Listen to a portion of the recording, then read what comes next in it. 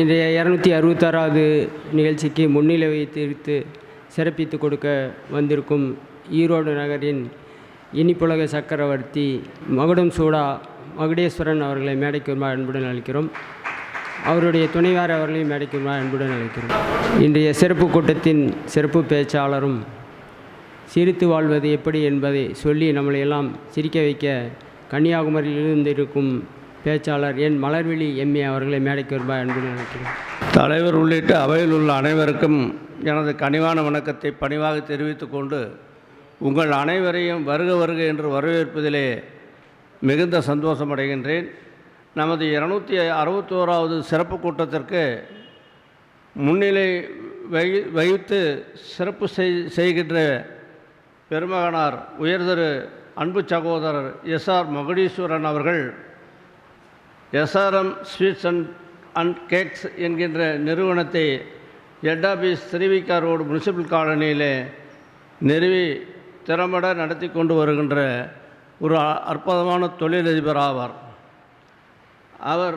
அவருடைய கிளைகள் அதாவது கோபிச்செட்டிப்பாளையம், திருச்செங்கோடு, பெருந்துறை, இந்த மாதிரி இது நாமக்கல், ஈரோட்டிலே பல்வேறு இடங்களிலே அவருடைய பிரான்ச்சஸ் எல்லாம் இருக்கிறது.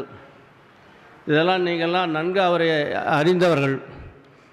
அவருடைய கடையில் வாங்கி அந்த பலகாரங்கள், இனிப்பு வகைகள், கேக்குகளாக வாங்கி சாப்பிட்டு அனுபவித்த பெருமகனார்கள் தான் நீங்கள்லாம். உங்களுக்கு அவரை நான் மிக பெருத்தி சொல்லி நான் உங்களுக்கு தெரிய வேண்டிய அவசியமில்லை. அவர் உங்களுக்கெல்லாம் நன்கு அறிமுகமானவர். அவருடைய திருமதி அன்பு சகோதரியார் எஸ்ஆர்எம் மகுடேஸ்வரன் அவர்களும் இங்கே வருகை தந்திருக்கிறார்கள். அண்ணன் மகுடேஸ்வரன் அவர்களையும் வருக வருக என்று வரவேற்பதிலே இந்த நகைச்சுவை மன்றம் பெருமை அடைகிறது. அனைவரும் அவருக்கு ஒரு பலத்த கைத்தட்டல் கொடுக்கலாம். அவர் இந்த நிலை எய்துவதற்கு சாதாரணமாக அவருடைய வாழ்க்கையிலே மிகவும் உன்னதமான நிலைக்கு வருவதற்கு அவருடைய உழைப்பு மிக முக்கிய காரணம். அதற்கடுத்தாமல் அவர் தன் வாழ்க்கையிலே முன்னேற்றம் அடைய வேண்டும் என்கின்ற நம்பிக்கையோடு அவர் உழைத்து திறம்பட ஒரு நாளிலிருந்து கஷ்டப்பட்டு தன் வாழ்க்கையிலே கையூனி கரணம் போட்டு ஒரு முன்னுக்கு வந்த ஒரு முன்னணி பேரன்பிற்குரியவர் ஆவார். அன்பிற்குரிய எஸ்ஆர்எம் மகுடேஸ்வரன் அவர்கள் அன்பு மகன் வந்திருக்கிறார் என்று நினைக்கிறேன்.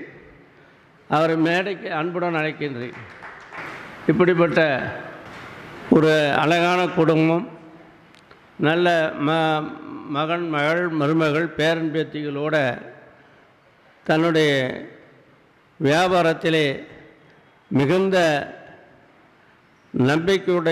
நம்பிக்கையுடனும் நாணயத்துடனும் அவர் ஏறத்தாழ பல ஆண்டு காலமாக என்ன சுவையோடு அந்த பலகாரங்கள் செய்து கொடுக்குறாரோ அதே ஸ்டாண்டர்டை, அதே ஒரே மாதிரி அந்த டேஸ்ட்டு, ருசி மாறாமல் இன்றளவும் செய்து கொண்டு வருகிறார். இங்கே காமராஜர் வீதிக்கு பக்கத்திலே ஒரு கடை, கிருஷ்ணா தேட்டர் பக்கத்திலே ஒரு பிரான்ச்சு, முனிசிபல் திருநகர் காலனி ஒரு கடை, பழையபாளையத்தில் பெரிய கடை, அங்கே ஒரு பிரான்ச்சு, முனிசிபல் காலனியில் ஒரு ஹெட் ஆஃபீஸ், இப்படி திருச்செங்கோடு பல்வேறு இடத்துல ஒரு வியாபாரத்தை பல்கி பெருகி தன்னுடைய திறம்பட நேரடியாக பல நூற்றுக்கணக்கான குடும்பங்களை வாழ வைத்து கொண்டிருக்கிறார். பல தொழிலாளர்கள் அவரிடம் பணியாற்றுகிறார்கள். ஒவ்வொரு கடைக்கும் 15 பேர் 20 பேர் பக்கம் பணியாற்றுகிறார்கள். இவரால் நேர்முகமாகவும் மறைமுகமாகவும் ஏறத்தாழ ஒரு 1000 பேருக்கு அவர் வேலை வாய்ப்பை 1000 குடும்பங்கள் இவரால் பிழைத்து கொண்டிருக்கிறது என்று சொன்னால் அது ரொம்ப சால பொருத்தமான ஒன்று. அப்படிப்பட்டவருடைய அவர் பல ஆண்டு காலமாக நம் நகைச்சுவை மன்றத்திற்கு இந்த மாதிரி முன்னிலை வகித்து சிறப்பு செய்து வருடத்திற்கு ஒரு மாதத்திலே அவர் நமக்கு இந்த உபயதாரராக இருந்து, ஸ்பான்சர்தாரராக இருந்து சிறப்புற செய்து கொண்டு வருகிறார்.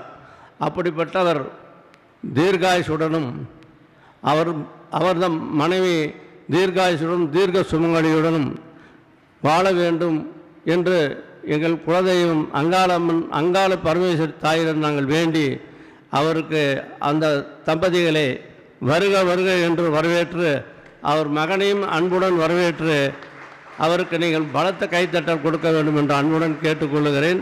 இவரெல்லாம் வாழ்க்கையிலே ஒரு முன்மாதிரியாக மற்றவர்களுக்கு ஒரு ரோல் மாடலாக இருக்கின்ற எஸ்ஆர் மகுடேஸ்வரன் அவர்கள் மிகச்சிறந்த ஒரு நாணய நம்பிக்கைக்குரியவர். அப்படிப்பட்ட அந்த பண்பாளர் இங்கே சிறப்பாக முன்னிலை வைத்து, அதாவது சிவன் பார்வதி போல் இங்கே நம்ம காட்சி தந்து கொண்டிருக்கிறார்கள். இது ஒவ்வொரு வருடமும் தொடர வேண்டும். மக்கள் தேர்ப்பு மகேசன் தேர்ப்பு போல் உங்கள் ஆதரவு அவருக்கு மென்மேலும் பல கடைகள் பிரான்ச் இன்னும் உருவாக்க வேண்டும் என்று வாழ்த்தி அவர்களை மீண்டும் மீண்டும் வருக வருக என்று வரவேற்று, அடுத்தபடியாக மலர்விழி அவர்கள், திருமதி மலர்விழி அவர்கள் நாகர்கோவிலிருந்து வருகை தந்திருக்கிறார். அவர் கடந்த 20-25 ஆண்டு காலமாக தமிழ்நாட்டினுடைய பட்டி தொட்டி எங்கும் கிராமம் குக்கிராமத்திலிருந்து பல பட்டிமன்ற நடுவர்கள், சாலமன் பாப்பையா, சுகி சிவம், மதுரை ஞான சம்பந்தம், இப்படி அவர்களுடைய பட்டிமன்றத்திலே இவர்களெல்லாம் கலைஞர் சன் டிவி தொலைக்காட்சி, Sun TV, Vijay TV, Jaya TV, இப்படி பல தொலைக்காட்சிகளிலே அந்த அம்மா மலர்விழி திறம்பட பேசி சிந்திக்க வைக்கவும் சிரிக்க வைக்கவும் சிறந்த பாடக்கூடிய ஒரு வல்லமை பெற்றவர்கள். அப்படி அவர்களுக்கு ஒரு அருமையான அந்த குரல் சாரீரம் நல்லா இறைவன் அமைத்து கொடுத்திருக்கிறார். அவருடைய பல பாடல்கள் எல்லாம் இங்கே ஒரு 1.25 மணி நேரம் பேச இருக்கிறார். அவருடைய பேச்சு மிகவும் நன்றாக இருக்கும். நானும் உங்களில் ஒருவனாக அந்த பேச்சை கேட்க ஆவலாக இருக்கிறேன். அப்படிப்பட்ட திருமதி மலர்விழி அம்மா அவர்கள் இங்கே வருகை தந்து சிறப்பித்து கொண்டிருக்கிறார். 4 நூற்றாண்டுகளுக்கு மேல் தமிழ்நாட்டிலே அவர் போகாத ஊர் இல்லை, பல வெளிநாடுகளுக்கு சென்று பேசியிருக்கிறார். அப்படிப்பட்ட பண்பெற்ற அன்பு சகோதரியாரே, நம்ம நகைச்சுவை மன்றத்தின் சார்பிலே வருக வருக என்று வரவேற்று உங்களுக்கு மீண்டும் என்னுடைய வரவேற்புரையை தெரிவித்து கொண்டு நான் இத்துடன் என் வரவேற்புரையை நிறைவு செய்கின்றேன். நன்றி, வணக்கம்.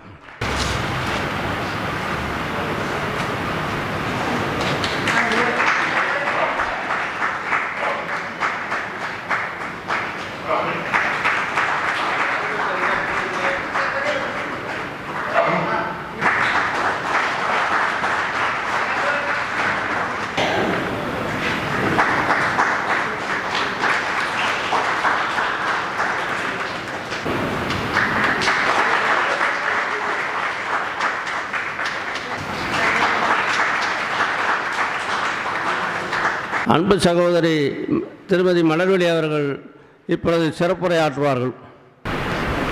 நிற்பதும் நடப்பதும் நின் செயலாலே, நினைப்பதும் நிகழ்வதும் நின் செயலாலே. நிற்பதும் நடப்பதும் நின் செயலாலே, நினைப்பதும் நிகழ்வதும் நின் செயலாலே. கற்பதெல்லாம் உந்தன் கனிமொழியாலே, கற்பதெல்லாம் உந்தன் கனிமொழியாலே. காண்பதெல்லாம் உந்தன் கண்விழியாலே. கற்பனை என்றாலும் கற்சிலை என்றாலும் கந்தனே உனை மறவேன். அற்புதமாகிய அருட்பெரும் சுடரே, அற்புதமாகிய அருட்பெரும் சுடரே, அற்புதமாகிய அருட்பெரும் சுடரே. அருமறை தேடிடும் கருணையன் கடலே. கற்பனை என்றாலும் கற்சிலை என்றாலும் கந்தனே உனை மறவேன். கந்தனே உனை மறவேன். கந்தனே உனை மறவேன். பாராளும் பைந்தமிழே, பாரதி பாடிய பண் தமிழே, வள்ளுவன் வாழ்த்திய விண் தமிழே, என் தமிழே, நாடெல்லாம் ஒலிக்கும் நற்றமிழே, இயல் தமிழே, இசைத்தமிழே, நாடகத்தமிழே, என் உயிரினும் மேலான முத்தமிழே, அகத்தமிழே, புறத்தமிழே, ஐவகை நிலத்தமிழே, யாப்புத்தமிழே, காப்புத்தமிழே, நான் தமிழ் மாணவன் என்று சொன்ன ஜியு போப்பு தமிழே, சங்கம் வைத்து வளர்த்த என்னுடைய தங்க தமிழே, உன்னை வாழ்த்தி வணங்கி என் பேச்சை தொடங்குகிறேன். ஏன்னா உங்களையும் என்னையும் இணைப்பது தமிழ் மட்டும்தான். தமிழுக்கு அவ்வளவு சிறப்பு இருக்கிறது. இந்த அருமையான வாய்விட்டு சிரித்தால் நோய் விட்டு போகும் என்ற தாரக மந்திரத்தோடு செயல்பட்டு கொண்டிருக்கின்ற ஈரோடு நகைச்சுவை மன்றத்தினுடைய 261வது மாத சிறப்பு கூட்டத்தினை மிகவும் சீரோடும் சிறப்போடும் பொறுப்போடும் புனிதத்தோடும் மதிப்போடும் மரியாதையோடும் எழிலோடும் பொழிலோடும் உற்சாகத்தோடும் கொண்டாடி கொண்டிருக்கின்ற நம்முடைய ஈரோடு நகைச்சுவை மன்றத்தை சார்ந்த நிர்வாக பெருமக்கள், தலைவராக இருக்கின்ற மதிப்பிற்கும் மரியாதைக்கும் உரிய ஐயா டாக்டர் வி.பி. ராஜவேல் அவர்களே, இணைத் தலைவர் மதிப்பிற்கும் மரியாதைக்கும் உரிய ஐயா ஆர். பாலமுருகன் அவர்களே, பி. சுரேஷ்குமார் அவர்களே, மிகச்சிறந்த செயலாளராக என்னதான் வயது ஆனாலும் மனதிலே மிக இளமையோடு செயல்பட்டு கொண்டிருக்கின்ற அன்பு செயலாளர், ஈரோடு நகைச்சுவை மன்றத்தை மிகச்சிறப்பாக நடத்தி கொண்டிருக்கின்ற மதிப்பிற்கும் மரியாதைக்கும் உரிய ஐயா எம். துரை அவர்களே, இணை செயலாளராக இருந்து மிகச்சிறப்பாக செயல்பட்டு கொண்டிருக்கின்ற எம். சக்தி நல்லசிவம் அவர்களே, மதிப்பிற்குரிய கே. செந்தில்குமார் அவர்களே, பொருளாளராக இருந்து மிக சிறப்பாக செயல்பட்டு கொண்டிருக்கின்ற ஐயா மதிப்பிற்குரிய பாண்டுரங்கன் அவர்களே, இந்த அருமையான நிகழ்விற்கு முன்னிலை வகித்து கொண்டிருக்கின்ற SRM ஸ்வீட்ஸ் மற்றும் கேக்ஸ் இந்த நிறுவனத்தை மிகச்சிறப்பாக நடத்தி கொண்டிருக்கின்ற ஐயா மதிப்பிற்குரிய மகுடேஸ்வரன் அவர்களே, திருமதி மகுடேஸ்வரன் அவர்களே, அவருடைய புதல்வர் அவர்களே, இந்த அருமையான நிகழ்விற்கு வருகை தந்து சிறப்பு சேர்த்து கொண்டிருக்கின்ற அருமையான ரசிக பெருமக்களே, இந்த நிகழ்வுக்கு மிகச்சிறப்பாக ஒளி அமைத்திருக்கின்ற நிறுவனர்களே, அருமையாக படப்பதிவு செய்து கொண்டிருக்கின்ற சகோதரர் அவர்களே, உங்கள் அனைவருக்கும் இந்த சின்னவளின் சிறப்பான வணக்கங்களை முதலில் தெரிவித்துக் கொள்கின்றேன். பரவாயில்ல, எங்கள் ஊரில் வணக்கம் சொன்னால் ரொம்ப நல்லா கை தட்டுவாங்க. மிகச்சிறப்பாக இந்த கூட்டம் நடக்க வேண்டும் என்பதற்காக என்னை கன்னியாகுமரியிலிருந்து அழைத்து வந்திருக்கிறார் துரை ஐயா. அவருக்கு ஏன் நான் நன்றி, அவருக்காக மட்டும்தான் நான் இங்கே வந்திருக்கேன்னு தான் சொல்லுவேன். ஏன்னா போன முறை வந்திருக்கும் போது ஐயாவே வந்து அழைச்சிட்டு வந்தார், ஐயாவே கொண்டு அறையில் விட்டார், ஐயாவே எனக்கு சாப்பாடு வாங்கி கொடுத்தார். இந்த முறை அவருக்கு வர முடியலை, பல்வேறு வேலைகள். ஆனாலும் ஒரு பெரியவர் நம்மை அழைக்கும் போது கண்டிப்பாக வர வேண்டும் என்ற ஒரு எண்ணத்திலே தொடர்ந்து நிகழ்வுகள் இருந்தாலும் கண்டிப்பாக ஈரோடு நகைச்சுவை மன்றத்திற்கு வந்தே தீர வேண்டும் என்று இந்த அருமையான நிகழ்வுக்கு வந்திருக்கிறேன். நீங்கள் மிகச்சிறந்த ஆதரவு தருவீர்கள் என்ற நம்பிக்கையோடு வந்திருக்கேன். பொதுவாக எனக்கு கொடுக்கப்பட்ட தலைப்பு என்னன்னா, சிரித்து வாழ வேண்டும். சிரித்து வாழ வேண்டும். எல்லாரும் நல்லா சிரித்து வாழ்கிறீங்களா முதல்ல? ஆமாம், அதனால தான் இங்கே வந்திருக்கீங்க.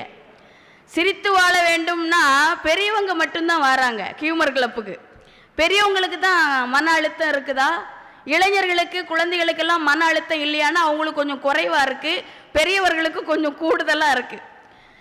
ஏன்னா மனிதர்களுக்கு மட்டும்தான் சிரிக்கின்ற வாய்ப்பை இறைவன் கொடுத்திருக்கிறான். சிந்திக்க தெரிந்த மனித குலத்திற்கே சொந்தமான கை இருப்பு, அதுதான் சிரிப்பு அப்படின்னு எங்கள் ஊரில் வாழ்ந்த NS கிருஷ்ணன் சொல்லியிருக்கார். NS கிருஷ்ணன் பிறந்த ஊர்லேருந்து நான் வந்திருக்கேன். ரொம்ப மகிழ்ச்சியாக இருக்கு. எங்கள் ஊரில் 3 பிரபலங்கள் இருக்காங்க. ஒன்று நகைச்சுவை நடிகர் NS கிருஷ்ணன், அவரை கவியரசர் கண்ணதாசன் என்ன நகைச்சுவை, NSன்னா நகைச்சுவை, கிருஷ்ணன்னு சொல்லுவார். மிகச்சிறந்த ஒரு நகைச்சுவை நடிகர். அதுபோல் வடக்கே பார்த்தீங்கன்னா சார்லி சாப்ளின்னு ஒரு நகைச்சுவை நடிகர் இருக்கார். அவரும் ஒரு நகைச்சுவை நடிகர் தான். நிறைய நகைச்சுவை நடிகர்கள் ஏன் தோன்றினாங்கன்னா மக்களை மகிழ்ச்சியாக வைத்துக் கொள்ள வேண்டும் என்பதற்காக அவங்க தோன்றினாங்க. அதனால வாழ்க்கை என்பது பூட்டியே கிடக்கிறது, சிரிப்பு சத்தம் கேட்கும் போதெல்லாம் அது திறந்து விடுகிறது அப்படின்னு ஒரு கவிஞன் சொன்னான். மனதை ஒட்டடை அடிக்கின்ற ஒரு விஷயம்தான் சிரிப்பு அப்படின்னு சொன்னாங்க. மனிதனுக்கு எப்போ பெருமை என்று சொன்னால் பிறரை மகிழ்ச்சியாக வைத்துக் கொள்ளும் பொழுதுதான் நாம் மனிதனாகவே இருக்கிறோம் அப்படின்னு ஒரு கவிஞன் சொன்னான். இப்போ நான் சிரிப்பா கவிதையா சொல்ல போனா, ரோஜா பூ வாடிவிடும், மல்லிகைப்பூ வாடிவிடும், பிச்சி பூ வாடிவிடும், வாடாத ஒரே பூ குஷ்புவா சிரிப்பு அப்படின்னு நீங்களே சொல்லிட்டீங்க. அதனால நல்ல கைத்தட்டல் கொடுக்கலாம். சிரிப்பு வாடாத ஒரு விஷயம். நாம சிரிச்சுக்கிட்டே இருந்தோம்னா முகம் ரொம்ப அழகா இருக்குமா. சிரிப்போடு சேர்ந்து இந்த நிகழ்வுக்கு கை தட்டினா ஒரு நோயுமே வராது. சுகர் வராது, பிரஷர் வராது, கேன்சர் வராது, எதுவுமே வராது. வாய் விட்டு சிரித்தால் நோய் விட்டு போகும். வாய் விட்டு சிரித்தால் மட்டுமல்ல, மனசு விட்டு சிரிக்கணும். மனசு விட்டு சிரிச்சா நோய் விட்டு போகும். அன்னைக்கு ஒருத்தர் இப்படிதான், நான் வாய் விட்டு சிரிச்சேன், என் மனைவி என்னை விட்டு போயிட்டா அப்படின்னார். அவருக்கு மனைவி நோயா இருந்திருக்காங்க. அப்படிலாம் இருக்கக்கூடாது. நம்ம ரொம்ப மகிழ்ச்சியா சிரிக்கணும்.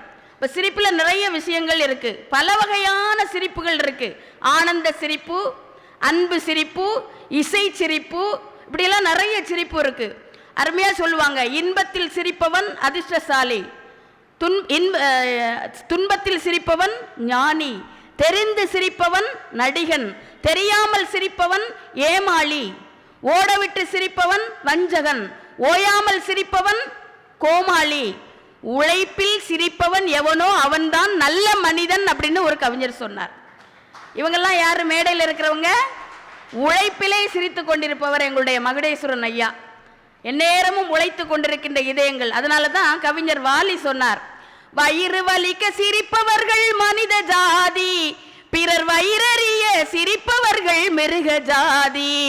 மனிதன் என்ற போர்வையில் மிருகம் வாழும் நாட்டிலே நீதி என்றும் நேர்மை என்றும் எழுதி வைப்பார் ஏட்டிலே, எழுதி வைப்பார் ஏட்டிலே.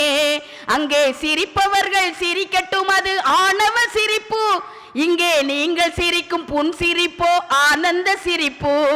நல்ல தீர்ப்பை உலகம் சொல்லும் நேரம் வரும்போது சிரிப்பவர் யார் அழுபவர் யார் தெரியும் அப்போது. நம்முடைய நகைச்சுவை மன்றத்துக்கு நல்ல கைத்தட்டல் கொடுங்க பார்ப்போம். ஏன்னா ஒரு மனுஷனை அழ வைக்கிறது ஈஸிங்க. சப்புன்னு ஒரு அறை கொடுத்தா அழுதுருவான். கோவப்பட வைக்கிறது ஈஸி. என்னன்னே குரங்கு மாதிரி இருக்கீங்கன்னா கோவப்பட்டுருவான். ஆனால் சிரிக்க வைக்கிறது எவ்வளோ கஷ்டம் தெரியுமா? நாங்கள்லாம் ஒவ்வொரு ஊருக்கும் போய் அப்படி கஷ்டப்பட்டுருக்கோம். நான் ஒரு ஊருக்கு பேச போய் இறங்குறேன். ஒரு பையன் என்கிட்ட கேட்டான், நீங்கள் ஆட வந்திருக்கீங்களா பாட வந்திருக்கீங்களா அப்படின்னா, பேச வந்திருக்கோம்டா அப்படின்னே. பேச வந்திருக்கீங்களா? பேசுறது எவ்வளவு கஷ்டம் தெரியுமாடா அப்படிங்கிறேன். அவன் சொல்கிறான், பேசுறத கேட்கறது எவ்வளோ கஷ்டம் தெரியுமா அப்படிங்கிறான். சில இடங்களில் கூட்டமே இருக்காதுங்க. அந்த இடத்துல கூட நாங்கள் அசலாமல் பேசணும். நாற்காலியை பார்த்து கூட பேசணும். ஒரு சினிமா பார்த்து ரசிக்கிறவங்கள ரசிகர்கள்னு சொல்லுவோம், அப்படிதானே? ரேடியோ கேட்குறவங்கள வாசகர்னு சொல்லுவோம். அது மாதிரி புத்தகம் படிக்கிறவங்களையும் என்ன சொல்லுவோம்? புத்தகம் படிக்கிறவங்கள வாசகர்கள் சொல்லுவோம். ரேடியோ கேட்கிறவங்கள நேயர்கள்னு சொல்லுவோம். ஆனா கோயிலுக்கு வர்றவங்கள ஒருத்தர் வந்தாலும் பக்த கோடிகள் அப்படின்னு சொல்லுவோம் இல்லையா? ஒரு கோயிலுக்கு பேச போயிருந்தா 2 பேர் தான் வந்திருந்தாங்க. 2 பேர், 2 கோடி பேர். ஒருத்தன் தனுஷ்கோடி, இன்னொருத்தன் புண்ணிய கோடி. இந்த 2 பேர் தான் வந்திருந்தாங்க. அப்படி கோடி பேர். அங்கேயும் 1 மணி நேரம் பேசிக்கிட்டு முடிக்க போறோம்னே ஒருத்தர் எந்திரிச்சு, என்ன அவசரம், இப்பயே முடிக்க போறீங்க, கூட ஒரு 10 நிமிஷம் பேசிக்கிட்டு தான் முடிக்கணும்னார். நான் பேசுறது அவ்வளவு நல்லாவா இருக்குண்ணே. இல்லை, வெளியில போய் கல் எடுத்துட்டு வரணும்னா 10 நிமிஷம் ஆகும், அது வரைக்கும் பேசிக்கிட்டே இருங்கண்ணா. இன்னொருத்தர் சொன்னார், நீங்க பேசுங்க மேடம், நீங்க பேசும்போது மட்டும்தான் சிரிக்கவும் வைக்கிறீங்க சிந்திக்கவும் வைக்கிறீங்கண்ணா. சந்தோஷம் தாங்க முடியல. எப்படாண்ணே? நீங்க பேசும்போது தெரியாதனமா சிரிச்சிடுறோம். அதுக்கு பிறகுதான் எப்படா, அதுக்கு பிறகுதான் எதுக்கு சிரிச்சோன்னு சிந்திக்கிறோங்கிறான். இன்னைக்கு சிரிப்பும் சிந்தனையும்னு ஒரு புத்தகத்தை ஐயா தந்தாரு. யார்? நம்ம தங்கவேல் ஐயாவுக்கு ஒரு நல்ல கைத்தட்டல் கொடுங்க. அவர் அந்த புத்தகத்தில் என்னன்னா, நகைச்சுவை மண்டத்திலிருந்து சிதறியதெல்லாம் சேர்த்து ஒரு புத்தகம் எழுதியிருக்கார். அதில் ஹைலைட்டான ஒரு நகைச்சுவையை நான் இப்போ படித்தேன், ரொம்ப அருமையா. ராமாயணத்தில் புகழ்பெற்ற விளையாட்டு எதுன்னு நீங்கள் சொல்லுங்க. தங்கவேல் ஐயா மட்டும் சொல்லப்படாது, நீங்கள் சொல்லுங்க பார்ப்போம். ராமாயணத்தில் புகழ்பெற்ற விளையாட்டு வாலிபாலாம். ஏன்னா வாலி இருக்கார் பார்த்தீங்களா ராமாயணத்தில், எவ்வளோ கைதட்டல் கொடுங்க ஐயாக்கு. அடுத்து இன்னொரு நகைச்சுவை எழுதியிருக்காரு. இந்த பிரபலமான நடிகர்களுக்கும் வியர்க்கவே வியர்க்காதான். ஏன் தெரியுமா? அவங்களுக்கு ஏகப்பட்ட விசிறிகள் இருக்காங்களாம், அதனால வேர்க்காதான். எப்படி எழுதியிருக்காரு பாருங்க. ராமாயணத்திலேயே மிகச்சிறந்த வில்லன் யார்? வில்லன்னா ராமாயணத்தில் வில்லன் நம்ம யாரை சொல்லுவோம்? ராவணனை தானே சொல்லுவோம். ஆனால் ராமன் தான் மிகச்சிறந்த வில்லனா. ஏன்னா வில்லை கையில் வைத்திருப்பதால் அவர் வில்லன் அப்படின்னு எழுதியிருக்கார். இப்படி அருமையான புத்தகத்தை எழுதியவர்கள் அங்கே இருக்காங்க. அப்போது நகைச்சுவை என்பது நம்மை சிறப்பாக்குவதற்காக. சிரிக்க தெரியாத லைஃபும் சிங்காரிக்க தெரியாத ஒய்ஃபும் வேஸ்ட்டு அப்படின்னு ஒருத்தர் சொன்னார் என்கிட்ட. இன்னொருத்தர் சொன்னார், சிரிக்க தெரியாத கர்ப்பிணிக்கு சிசேரியல்ல தான் குழந்தை பிறக்குமா. அப்போ கர்ப்பிணியை மகிழ்ச்சியாக வச்சுக்கணும் அப்படின்னு சொல்கிறாங்க. அந்த கர்ப்பிணி மகிழ்ச்சியாக இருந்தால் தான் மகிழ்ச்சியாக இருக்கிற குழந்தைகள் பிறக்கும். பொதுவாக பெண்கள் அந்த பிரசவ காலத்தில் மகிழ்ச்சியாக இருந்தால் அந்த குழந்தை மிகச்சிறந்த குழந்தையாக பிறக்கும் என்பது நம்முடைய ஆய்வு. அதனால தான் 7வது மாதத்தில் 9வது மாதத்தில் வளைகாப்பு போட்டு அம்மா வீட்டுக்கு அனுப்புகிறோம் பார்த்தீங்களா.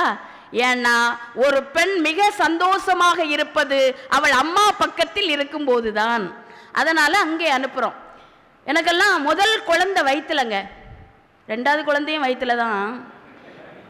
முதல் குழந்தை வயிற்றில் இருக்கும்போது எங்கள் வீட்டுக்காரரு, அவருக்கு ஒரு ஸ்பெஷலை நான் சொல்கிறேன், வடித்த கஞ்சியை கூட வட்டி கொடுவார் அவர்.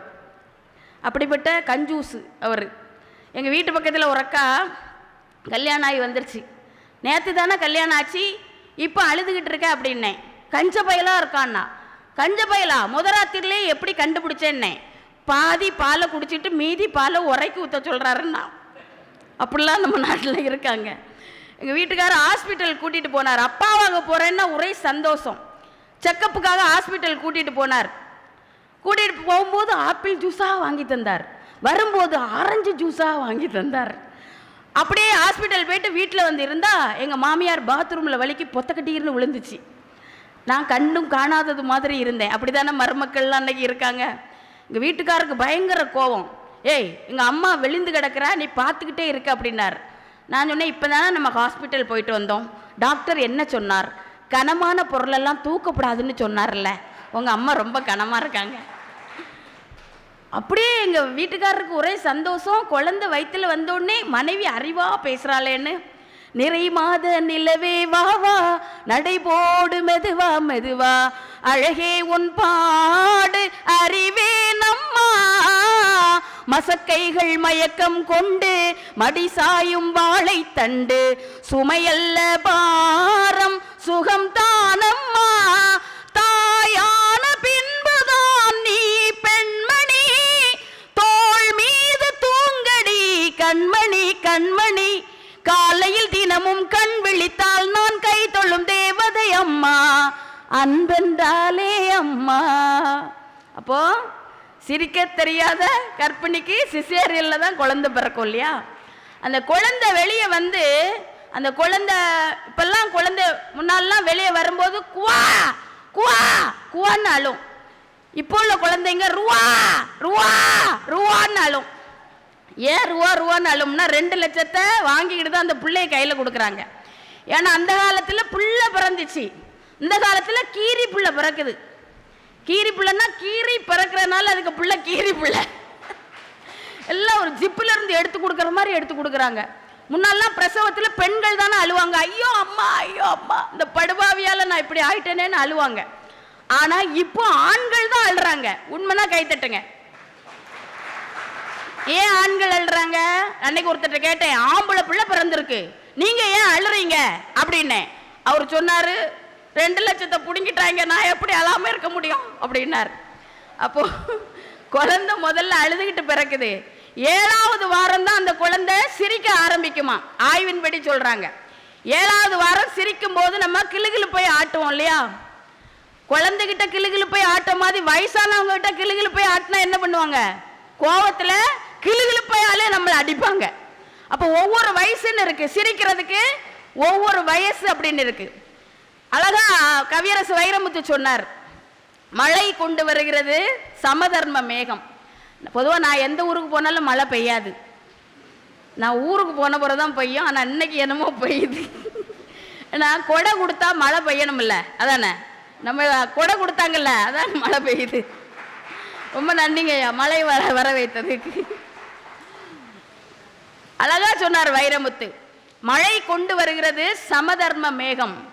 சிலர் அதை குவளையில் பிடிக்கிறார்கள், சிலர் அதை குடத்தில் பிடிக்கிறார்கள், சிலர் அதை குளத்தில் பிடிக்கிறார்கள். குவளையில் பிடித்தால் ஒரு வேளை மகிழ்ச்சி, குடத்தில் பிடித்தால் ஒரு நாள் மகிழ்ச்சி, குளத்தில் பிடித்தால் ஒரு வருட மகிழ்ச்சி. நீங்கள் பிடிப்பது குவளையா, குடமா, குளமா, இல்லை குழப்பமா? மனசு எப்பவுமோ குழப்பத்தில் வச்சிருக்கப்படாது.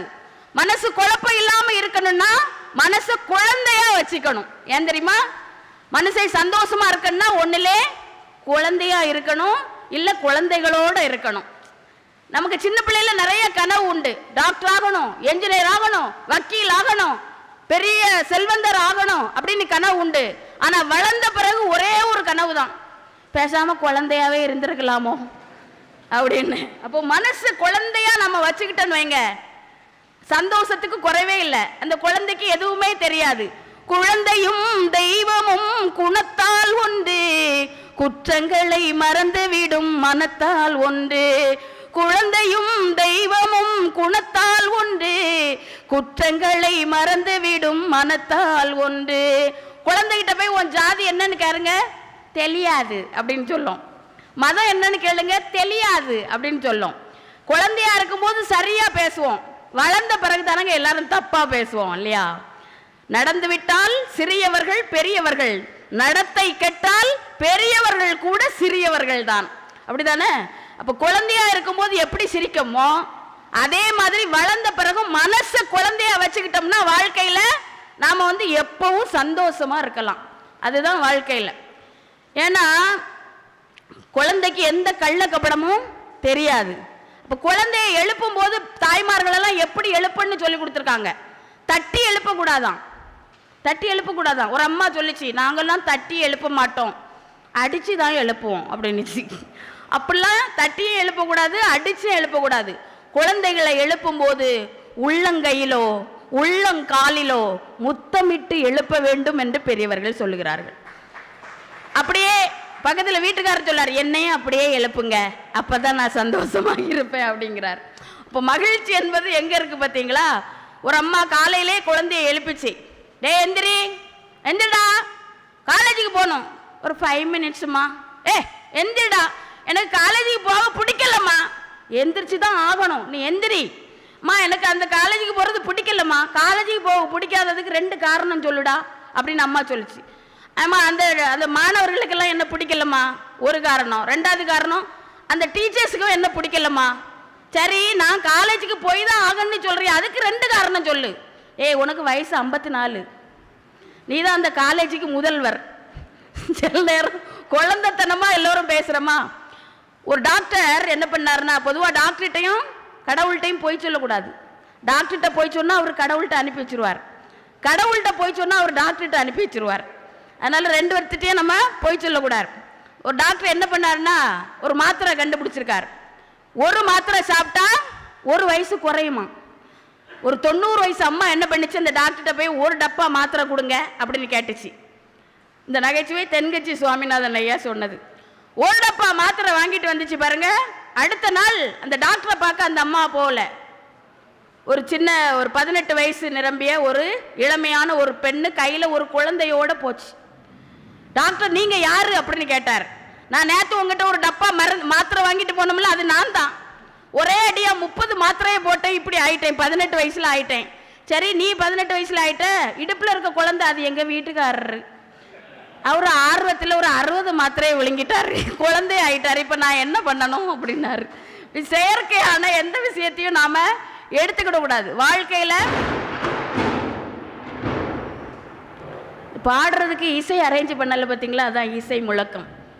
அதெல்லாம் எல்லாரும் கஷ்டப்பட்டு கவலைப்பட்டு ஓடிடுறாதுங்க. இப்போ வாழ்க்கையில் நாம் சிரிக்கணும்னா எல்லாத்தையும் லேசாக எடுத்துக்கிடணும் இல்லையா? அதனால் இப்போது மனசுக்கு பிடிச்சவங்க பக்கத்தில் இருந்தால் நம்ம சிரிப்போம்ல.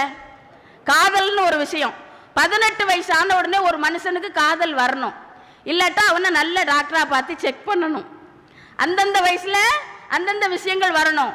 அருமையாக வைரமுத்து சொன்னார், முதல் 8 ஆடாதது விளையாட்டல்ல, நீ 2ஆம் 8 கல்லாதது கல்வியும் அல்ல, 3ஆம் 8 செய்யாதது திருமணம் அல்ல, நீ 4ஆம் 8 பெறாதது குழந்தையும் அல்ல. 8 மனுஷ வாழ்வை பிரிச்சிக்கோ, நீ எந்த 8 இப்ப இருக்க நினைச்சிக்கோ. இக்கடரா ராரா ராமையா, 8க்குள்ள வாழ்க்கை இருக்கிற அம்மையா. அப்ப அந்தந்த வயசுல தான் அந்தந்த இதை செய்யணும். இப்ப செல்போன் வந்துட்டு பாத்தீங்களா, அறிவியல் காலம் வந்துட்டு பாத்தீங்களா. முன்னால அறியாமையில இருந்தோம், ரொம்ப சந்தோஷமா இருந்தோம். இப்ப அறிவு வளர வளர வளர மனுஷனுக்கு சந்தோஷம் குறைஞ்சிக்கிட்டே போகுது. எல்லாம் செல்போனை கையில வச்சிருக்கு. இந்த உலகத்திலே 2 விஷயம் தான் நமக்கு கஷ்டம், ஒன்னு கைபேசி, இன்னொன்னு விலைவாசி. 3 விஷயத்த நினைச்சா நமக்கு பதட்டமா இருக்கு. Low pressure, low sugar, low battery. முன்னாலாம் நல்ல நேரம் வந்தா நம்ம வெளியே போவோம், இப்பெல்லாம் பேட்டரி ஃபுல்லானாலே வெளியே போக ஆரம்பிச்சிட்டோம். அப்போ செல்போன் காலத்தில் நாம் எப்படி நம்ம சந்தோஷமாக வச்சுருக்கணும்.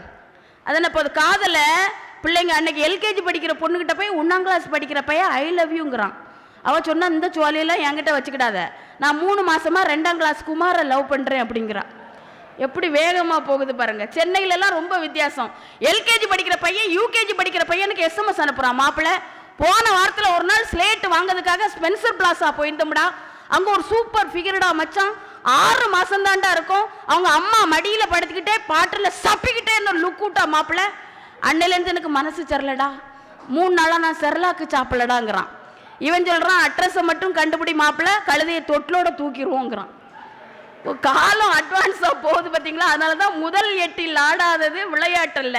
விளையாடுற காலத்தில் பள்ளிக்கூடத்துக்கு அனுப்புகிறாங்க, பள்ளிக்கூடத்துக்கு போகிற காலத்தில் காதலிக்கிறாங்க, காதலிக்கிற காலத்தில் கல்யாணமே பண்ணுறாங்க, கல்யாணம் பண்ணுற காலத்தில் குழந்தையே பிறந்துருது. அப்போ வாழ்க்கை என்பது அட்வான்ஸாக போயிட்டு இருக்கு. காதல்னா எவ்வளோ பெரிய விஷயங்க. அன்னைக்கு ஒருத்தன் கவிதை எழுதியிருந்தான், கண்ணே எல்லோரும் என்னை கடந்து சென்றார்கள், நீ மட்டும்தான் என்னை கடத்தி சென்றாய் அப்படின்னா. இன்னொருத்தன் கவிதை எழுதினா, உன் பெயரை பச்சை குத்த போனேன், வலிக்கும் என்று வந்து விட்டேன், எனக்கல்ல உன் பெயருக்கு. இவ்வளோ ஆழமான காதல் பாருங்க. இன்னொருத்தன் ஒரே வரியில் எழுதினா, சச்சு நீ என் காதல் சுச்சு அப்படின்னா.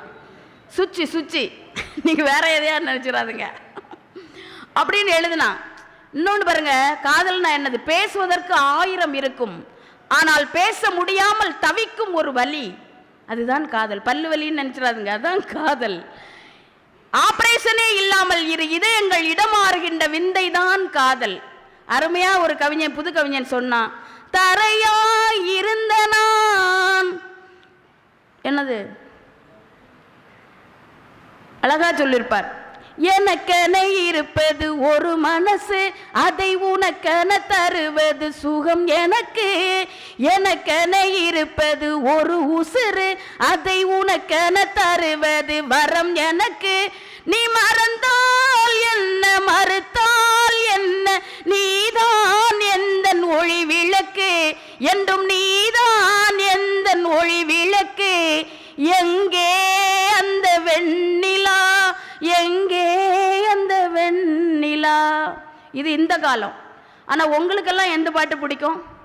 100 வயசு ஆனாலும் காதலிக்கலாமா? கவியரசர் சொன்னார், 50லும் ஆசை வரும், ஆசையுடன் பாசம் வரும், அதில் அந்தரங்கம் கிடையாதம்மா, நாள்பட சுகம்தான் அம்மா, காயிலே சுவைப்பதில்லை கனிந்ததும் கசப்பதில்லை, காயிலே சுவைப்பதில்லை கனிந்ததும் கசப்பதில்லை, நோயில்லா உடம்பிருந்தா 100 வரை காதல் வரும், மாமியார் கொடுமை இல்லை மாமனார் யாரும் இல்லை, சாமியை மணமுடிச்சா சந்தோஷம் குறைவதில்லை. அப்போ 100 வயசு வரை நம்ம காதல் பண்ணலாம்னு கவிஞர்கள் சொல்லியிருக்காங்க பார்த்தீங்களா. யார் யாருன்னு இருக்கு, அவரவர் மனைவியை காதலிக்கணும்.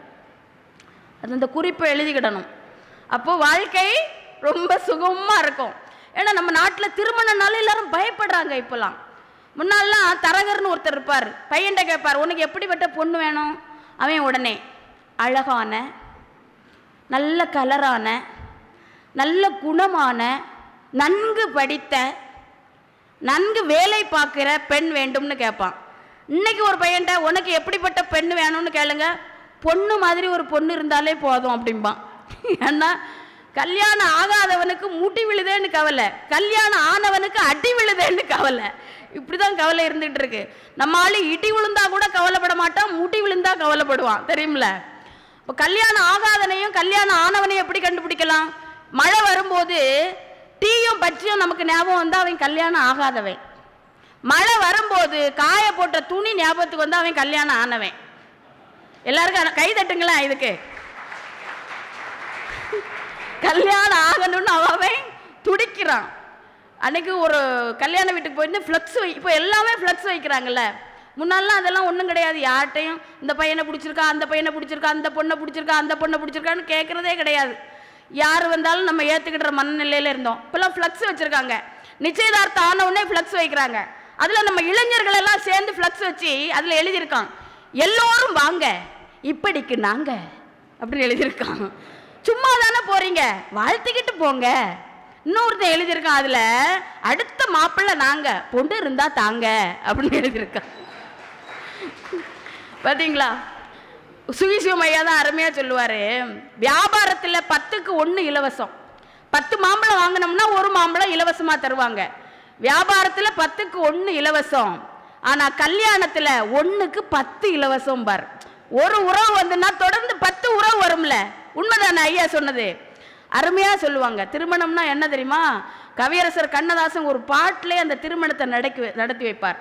நிகழும் பார்த்திபதாம் ஆண்டு ஆவணி திங்கள் 20ஆம் நாள் திருவளர் செல்வன் சிவராமனுக்கும் திருவளர் செல்வி ராஜேஸ்வரிக்கும் நடைபெறும் திருமணத்திற்கு வந்திருந்து வாழ்த்தியருள வேண்டுகிறேன்.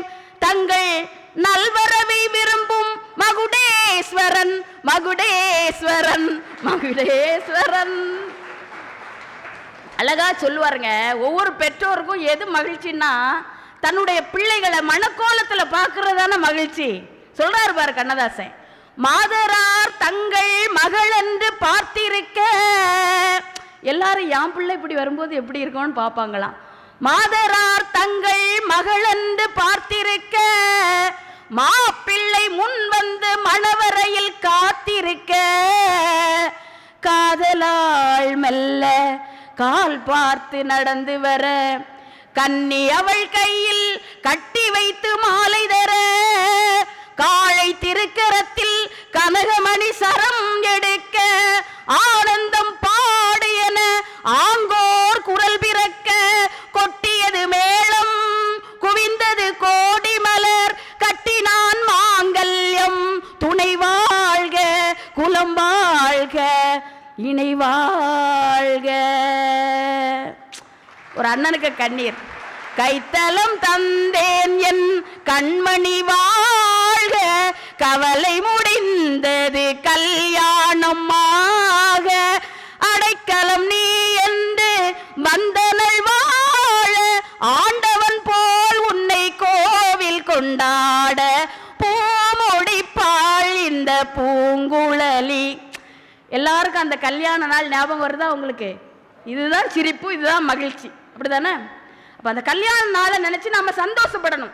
சிலவருக்கு கல்யாண நாள் எப்படி இருக்கு? அன்னைக்கு ஒருத்தர் சொன்னார், உலகத்திலே கஷ்டமான விளையாட்டு எது தெரியுமா? தாலி கட்டு அப்படின்னார். கஷ்டமான விளையாட்டு தாலி கட்டா. ஒரு அக்கா சொல்லிச்சு, 1 தாலி டோட்டல் லைஃபும் காலி அப்படின்னுச்சு. அதுக்கு எவ்வளோ கஷ்டம் இருந்திருக்கும் பாருங்க. இன்னும் பார்த்தீங்கன்னா, இப்போ நமக்கு பேய் பிடிக்காம இருக்குன்னா என்ன கட்டுவோம்? தாயத்து கட்டுவோம். அப்போ பேய் பிடிக்கணும்னா என்ன கட்டணும்? தாலி கட்டணுமா? இது கொஞ்சம் நமக்கு அனுபவிச்சாதான் சிரிக்க முடியும். உங்களுக்கு யாருக்கும் அப்படிப்பட்ட மனைவி அமையக்கூடாது. எப்பேற்பட்ட மனைவி வாச்சாலும் நாம் ரசிக்க கற்றுக்கிட்டணுங்க. எல்லா ஆண்களும் என்ன கனவோடு கல்யாணம் பண்ணுறாங்கன்னா, திரைப்படத்தை பார்த்துக்கிட்டு, திரைப்படத்தில் எப்படி ஒரு பொண்ணு வரும், 4 மணிக்கு எந்திரிச்சு குளித்து ஒரு டவலை தலையில் சுற்றிக்கிட்டு அழகாக குங்குமம் போட்டு வச்சுக்கிட்டு தலை நிறைய பூ வச்சுக்கிட்டு அப்படியே மணக்க மணக்க காஃபியோட கணவனை போய் எழுப்புற காட்சி. இதை பார்த்து எல்லாரும் இப்படி நமக்கு நடக்கும் அப்படின்னு நினச்சி கல்யாணம் பண்ணுறாங்க. ஆனால் அப்படியா நடக்குது? பால் வாங்க போகிறதே நீங்கள் தான். காலையில் பால் பாக்கெட்டில் தொடங்கி சாயங்காலம் மாவு பாக்கெட்டில் முடியுது நம்ம வாழ்க்கை இல்லையா? ரொம்ப கஷ்டம். சில ஆண்களுக்கு காலையில் நடையில் தொடங்கி வடையில் முடியுது வாழ்க்கை. இப்படி வாழ்க்கை இருக்குது. ஆனால் இந்த வாழ்க்கையை நாம் சிரிப்போட ரசனையோட கடந்துட்டா நமக்கு எந்த கஷ்டமும் கிடையாது. இரவுக்கும் பகலுக்கும் இனி என்ன வேலை, இதயத்தில் விழுந்தது திருமண மாலை, உறவுக்கும் உரிமைக்கும் பிறந்தது நேரம், உலகம் நமக்கினி ஆனந்த கோலம், இருவர் என்பதே இல்லை இனி நாம் ஒருவர் என்பதே உண்மை, இருவர் என்பதே இல்லை இனி நாம் ஒருவர் என்பதே உண்மை. இருவரும் ஒருவரா வாழக்கூடிய வாழ்க்கைய நாம் அப்படி அமைச்சுக்கிடணும். காலையிலே பல்லு விளக்குன உடனே நாம பெட் காஃபி குடிப்போம். பல்லு விளக்காம குடிச்சா அது பெட் காஃபி. அதே மனைவி கொண்டு கொடுத்தா அதான் குட் காஃபி. ஏங்க, ஆண்களுக்கு ஒரு விஷயம் சொல்லட்டுமா? பொருள் ஈட்டுறதெல்லாம் மகிழ்ச்சி இல்லை, பணம் ஈட்டுறதெல்லாம் மகிழ்ச்சி இல்லை. மனைவிக்கு ஒரு வாய் ஊட்டுறதும் மகிழ்ச்சி தாங்க. மனைவிக்கு ஒரு வாய் ஊட்டி விடுங்க. யாருக்காவது அந்த மனைவி கொண்டு கொடுத்தா அதுக்கு பேர் தான் குட் காஃபி. மனைவிக்கு ஒரு வாய் ஊட்டணுங்க. ஒருத்தர் சொன்னார், தயவு செய்து ஊட்டி விடு, உன் விரல்களில் தான் ஊட்டச்சத்துக்கள் அதிகம் அப்படின்னார். உண்மையிலே அது உண்மை தானே? இப்போது கணவனின் இதயத்தை அடையணும்னா என்ன செய்யணும்? வயிறு வழியாக தான் போகணும். வயிறு வழியாக போனால் என்ன? நல்லா சமைச்சு கொடுக்கணும்னு அர்த்தம். எப்படி வேண்டுமென்றாலும் சமைத்து கொள்ளுங்கள், அன்பாக பரிமாறுங்கள் அப்படின்னு ஒரு கவிஞன் அருமையாக சொன்னான். நான்லாம் அப்படி சமைப்பேன். நான் பட்டிமன்றத்துக்கு தினமும் போனாலும் சமைச்சு வச்சுக்கிட்டு தான் இங்கே வருவேன். இன்னைக்கு கூட சப்பாத்தி சுட்டு தொட்டுக்க ரசம் வச்சேன். தப்பா? ரசம். அவர் சொல்கிறாரு, இதுக்கு விஷம் வச்சிருக்கலாம் நீ அப்படின்னு. ரசம் ஏன் வச்சுட்டு வந்தேன்? ஏன் நிறைய பேர் பூரிக்கு ரசம் சாப்பிட்றீங்களா? சாப்பிட்லையா? பானிபூரிக்கு ரசம் சாப்பிட்றீங்கல்ல, அப்போ மட்டும் சப்பாத்திக்கு ரசம் சாப்பிடக்கூடாதா? சப்பாத்தி கொஞ்சம் கடுமையாக இருந்துச்சுன்னு வைங்க, அந்த ரசத்தில் ஊற வச்சு சாப்பிட்லாம்ல. அது ஒரு டிப்ஸ் தானங்க, கை தட்டுங்க. ஆனால் இப்போல்லாம் அப்படிதாங்க. ஒருத்தர் பெண்களுக்கெல்லாம் சமைக்கவே தெரியல. பொண்ணு வீட்டுக்காரங்க மாப்பிள்ளை வீட்டுக்காரன்ட்டு சொல்கிறாங்க, என் பிள்ளைக்கு சமைக்க தெரியாது, நீங்கள் கொஞ்சம் சமாளிச்சுக்கிடுங்க. மாப்பிள்ளை வீட்டுக்காரங்க சொல்கிறாங்க, எங்கள் பிள்ளைக்கு சம்பாதிக்க தெரியாது, நீங்களும் கொஞ்சம் சமாளிச்சுக்கிடுங்க அப்படின்னு சொல்கிறாங்க. அப்போ நிறை குறைகளோடு அப்படி ஏற்றுக்கிடணும். அதான் சொன்னார் வைரமுத்து தான் சொன்னார், வெளியே மழை, வேடிக்கை பார்க்க ஜன்னல், ஒற்றை நாற்காலி, அதில் நீயும் நானும், இது போதும் எனக்கு அப்படின்னார். இவ்வளோ அருமையான கவிதை பாருங்க. இவ்வளோதான் அங்கே வாழ்க்கை. பூ போன்ற சோறு, பொரிக்காத கீரை, காய்ந்த பழங்கள், காய்கறி சாறு, பரிமாற நீ, பசியார நாம், இது போதும் எனக்குன்னார். எப்படி வேண்டுமானாலும் சமைக்கலாம், அன்பா பரிமாறணும். சொன்னார் பாருங்க வாலி, சாதம் போல சிரிக்கிறா, மீன் குழம்பு போல மணக்கிறா, ரகசியமா ஏதோ சொன்னார், ரசத்தை போல கொதிக்கிறா, வரதப்பா கஞ்சி வருதப்பா, கஞ்சி கலையம் தன்னை தலையில் தாங்கி வஞ்சி வருதப்பா. ஐ அருமையா சொல்லுவார் அடுத்த சரணத்துல, நகையும் நட்டும் போட்டு இருந்தா சொர்ண லட்சுமி, நமக்கு நஞ்சையும் புஞ்சையும் வாங்கி தந்தா தானிய லட்சுமி, மானங்காக்க துணிஞ்சு நின்னா வீரலட்சுமி, எதிலும் மனசு வச்சு ஜெயிச்சிருந்தா விஜயலட்சுமி. எத்தனை லட்சுமி பாருங்கடா, அவ என்ன லட்சுமி கூறுங்கடா, நம்ம அத்தனை பேருக்கு படி இழக்கும் அன்னலட்சுமி ஆகுமடா, வரதப்பா கஞ்சி வருதப்பா, கஞ்சி காலையும் தன்னை தலையில் தாங்கி வஞ்சி வருதப்பா. வாலிக பாட்டுங்க. ஒரு பெண்ணு வீட்டுக்குள்ள அஷ்டலட்சுமியா இருக்கா. பெண்களை மதிக்கிற நாடு. பெரியார் என்ன சொன்னாரு? பெண்கள்கிட்ட இருக்க கரண்டியை வாங்கிட்டு புத்தகத்தை கொடுங்கப்பான்னார். கல்யாணம் முடிஞ்ச 2வது நாள் எங்கள் வீட்டுக்காரர் என்கிட்ட ஒரு புத்தகம் தந்தார், சமைத்து பார் அப்படின்னு தந்தார். நானும் சமைச்சேன், அதை பார்க்க தான் முடியும், சாப்பிட முடியல. அந்த மாதிரி சமைத்து பார். பெண்கள் அஷ்டலட்சுமியாக இருக்காங்க. சமைக்கும்போது அன்னபூரணியாக இருக்கா, பிள்ளைகளுக்கு பாடம் சொல்லி கொடுக்கும்போது சரஸ்வதி தேவியாக இருக்கா, வீட்டுக்கான பணத்தை சேமிக்கும் போது மகாலட்சுமியாக இருக்கா, வீட்டுக்கான கஷ்டமான முடிவுகளை எடுக்கும் பொழுது அவள் பார்வதி தேவியாக இருக்கிறாள். கணவன் குளிச்சுட்டு வந்து ஈரட்டவலை பெட்டு மேலே போடும்போது துர்காவா இருக்கிறாள். கடைக்கு போய் அழுகிய காய்கறிகளை வாங்கி வரும்போது மகிஷாசுர மர்த்தினியாக இருக்கின்றாள். எங்கேயாவது போகிறதுக்கு கிளம்பி நிற்போம், ஒரு வார்த்தை புகழ்ந்து சொல்லலாம்ல, சொல்ல மாட்டார். அப்படி சொல்லாமல் இருக்கும்போது அவள் எப்படி இருப்பா, சொர்ணாக்காவா இருப்பா. இப்படி பெண்கள் வீட்டுக்குள்ள அஷ்டலட்சுமியாக இருப்பாங்க. நீங்கள் சொல்லி பாருங்க. இப்போ நாங்கள்லாம் கல்யாண வீட்டுக்கு நல்ல பட்டுப்புடவை, நான்லாம் ரொம்பலாம் பட்டுப்புடவை எடுக்க மாட்டேன். தீபாவளி வந்தால் 2 பட்டு, பொங்கல் வந்தால் 2, இப்படி திருவிழா வந்தால் 2, எனக்கு பிறந்தநாள் வந்தால் 1, எங்கள் அத்தான் பிறந்தநாள் வந்தால் 1, கல்யாண நாளைக்கு 1, காந்தி ஜெயந்திக்கு 1. வெறும் 10 பட்டு தான், வெறும் 50,000 ரூபா தான். நீங்கள் ஒன்று 50,000மா அப்படி விரிக்கப்படாது, 50,000 அப்படி சுருக்கணும். போன வாரத்தில் எனக்கு பிறந்தநாள் வந்து கடைக்கு போனேன், எனக்கு வெறும் 5,000 ரூபாய்க்கு ஒரு பட்டு, எங்கள் அத்தானுக்கு 99 ரூபாய்க்கு ஒரு வேட்டி. அத்தான் நாங்கள் எல்லாம் எடுத்தாச்சு, நீங்கள் என்ன எடுக்க போகிறீங்க? என்ன பிச்சை எடுக்க போகிறேன்னார். இவ்வளோ கஷ்டப்பட்டு நாங்கள் பட்டு புடவை உடுத்திருக்கோமே, ஏய் எவ்வளோ அழகாக இருக்க. நான் கேட்டேன், என்னங்க என்னை முதல்ல பார்க்கும்போது நீங்கள் என்ன நினச்சிங்க அப்படின்னு கேட்குறேன்னு வைங்க. நான் என்ன நினச்சேன், எங்கள் அப்பா அம்மா தெரியாமல் உன்னை கொண்டு எனக்கு கட்டி தந்துட்டாங்க அப்படின்னு நினச்சேன்னு சொல்லலாமா? உன்னை முதலாக பார்த்த போது என்ன நினைத்தாய் அப்படின்னு நாங்கள் கேட்குறோம். உடனே நீங்கள் என்ன பாடணும்? நான் பார்த்ததிலே உன் ஒருத்தியைத்தான் நல்ல அழகி என்றேன், நல்ல அழகி என்றேன். இப்படி சொன்னால் வாழ்க்கையில் மகிழ்ச்சியாக தானங்க இருக்கும். நானும் எங்கள் வீட்டுக்காரரை பற்றி சொல்வேன். அவர் எப்படிப்பட்டவர்? சேல மேல சேல வச்சு செவத்த பட்டு 100 வச்சு ஊரு மெச்ச கை பிடிச்ச ஒரே ஒரு உத்தமரு, வீரபாண்டி தேரு போல பேரெடுத்த சிங்கம் தான். ராமர் என்ன தருமர் என்ன மாமை மனசு தங்கம் தான். மாமாவே நீ வேணும் 7 ஜென்மந்தான். ஆடியில் சேதி சொல்லி ஆவணியில் தேதி வச்சு சேதி சொன்ன மன்னவருதான், எனக்கு சேதி சொன்ன மன்னவருதான். சொந்தம் சொல்லி நெத்தியில குங்குமத்தை வச்சையே மன்னவருதான், அழகு மன்னவருதான். இப்படி புகழ்ந்தா வாழ்க்கையில் எவ்வளவு சந்தோஷம். நம்ம கவலையில் இருக்கும்போது, மன அழுத்தத்தில் இருக்கும்போது இப்படி ஏதாவது ஒரு நிகழ்ச்சிகள் வந்தால், ஒரு பாடல் கேட்டால் நமக்கு சிரிப்பு வருது இல்லையா? அதுதாங்க வாழ்க்கை. இன்னைக்கு ஒரு சிவப்பு கலர் சேலை கட்டிக்கிட்டு நேற்று வெளியே வந்தேன். எங்கள் வீட்டுக்காரருங்க வான்னு கூப்பிட்டார். என்ன சிவப்பு கலர் சேலையை கட்டிட்டு வெளியே போகாதன்னார். ஏன் தானே சிலிண்டர் நினச்சி எவனா தூக்கிட்டு போக போகிறான் அப்படின்னார். இப்போ சிலிண்டர் தட்டுப்பாடு பார்த்தீங்களா? சிலிண்டர் நினச்சி என்ன நானாவது பரவாயில்லைங்க. எங்கள் மாமியார் சிவப்பு கலர் நைட்டியை போட்டுட்டு அடுக்கலைக்குள்ளே நின்றுச்சு, கிச்சனுக்குள்ளே. வெத்து சிலிண்டர் எடுக்க வந்தவன் சிலிண்டர் நினச்சி எங்கள் மாமியாரை தூக்கி வண்டியிலே போட்டுட்டான். உண்மையில் போட்டுட்டான். எங்கள் வீட்டுக்காரர் எம்மான்னு அழுதுகிட்டே போனார். அம்மா உன்னதான் தூக்கணாமல, வாயை திறந்து சத்தம் போடக்கூடாது, சத்தம் போட வாயை எடுத்து ரெகுலேட்டரை வச்சு அமைக்கிட்டாமடா அப்படின்னாரு. எங்கள் வீட்டுக்காரருக்கு 3 நாள் தொடர்ந்துலாம் பட்டிமன்றம் போனால் பிடிக்காது. உனக்கு என்ன தெரியும்னு கூப்பிட்றானுவோ அப்படின்னு கேட்பார்.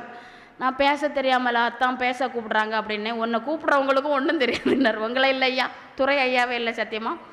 3 நாள் தொடர்ந்து பட்டிமன்றம் போயிட்டு வீட்டுக்கு போனால் அவருக்கு பாசம் பைபாஸ் வழியாக பொத்துக்கிட்டு போவோம். வேலை செய்யாத உட்காரு, நான் உனக்கு உப்புமா கிண்டி கொண்டு வரேன்ட்டு உள்ளே போனாருங்க. 1 மணி நேரம் ஆச்சு. உப்புமாவையும் காணல, வீட்டுக்காரரையும் காணல, புருஷனையும் காணல, ஒன்றும் காணல. எங்கடா போனார்னு போய் கிச்சனில் பார்க்கேன், சிலிண்டரை கட்டி பிடிச்சிட்டு இருக்கார். குத்துக்கல் மாதிரி நான் நிற்கிறேன், சிலிண்டரை கட்டி பிடிச்சிருக்கீங்க அப்படிங்கிறேன். அவர் சொல்கிறாரு, உப்புமா கிளறியவுடன் சிலிண்டரை அணைக்கவும்னு போட்டிருந்தானா. பேர்பட்ட அறிவாளிகள்லாம் நம்ம குடும்பத்தில் இருக்காங்க பார்த்தீங்களா? இதை பார்த்தா நமக்கு சிரிப்பு வரதானங்க செய்யும். நான்லாம் அப்படி ஒரு நல்ல பிள்ளைங்க சத்தியமா. விடிகால் 4 மணிக்கு எந்திரிச்சிருவேன். கைத்தட்டுங்க இதுக்கு. 4 மணிக்கு எந்திரிச்சு அவரை எழுப்பி விட்டு படுத்துருவேன். அவர் நல்ல டீ போடுவார் பார்த்துக்கோங்க, அதனால தான். அப்படி ஒரு இறக்கமான பிள்ளை சத்தியமா. ஏன் இறக்கமான பிள்ளைன்னு சொல்கிறேன்னு தெரியுமா? அவரை அடிச்சுக்கிட்டு நான் அழுவேன் பார்த்துடுங்க. அவர் வலி தாங்க மாட்டார். இப்படியெல்லாம் வீட்டுக்குள்ளே இருக்கோங்க. எனக்கெல்லாம் இதயமே கிடையாது. என் இதயம் யார்கிட்ட இருக்குது தெரியுமா? அவர்கிட்ட இருக்குது. அவருக்கு இதயம் எங்கே இருக்குன்னு கேளுங்க. அவருக்கு இதயம் யார்கிட்ட இருக்குன்னு எவனுக்கு தெரியும்? ஆனால் நம்ம கடமையை நம்ம செய்யணும். ஐயா சொல்கிறாரு, நம்ம மனசில் இருக்கதையே சொல்லிட்டேன் அந்த பிள்ளை அப்படின்னு. அன்றைக்கி இப்படி தாங்க கீழே தண்ணி அடிச்சுட்டு மாடிப்படி ஏறி தண்ணி அடிச்சுட்டு மேலே போனேன்.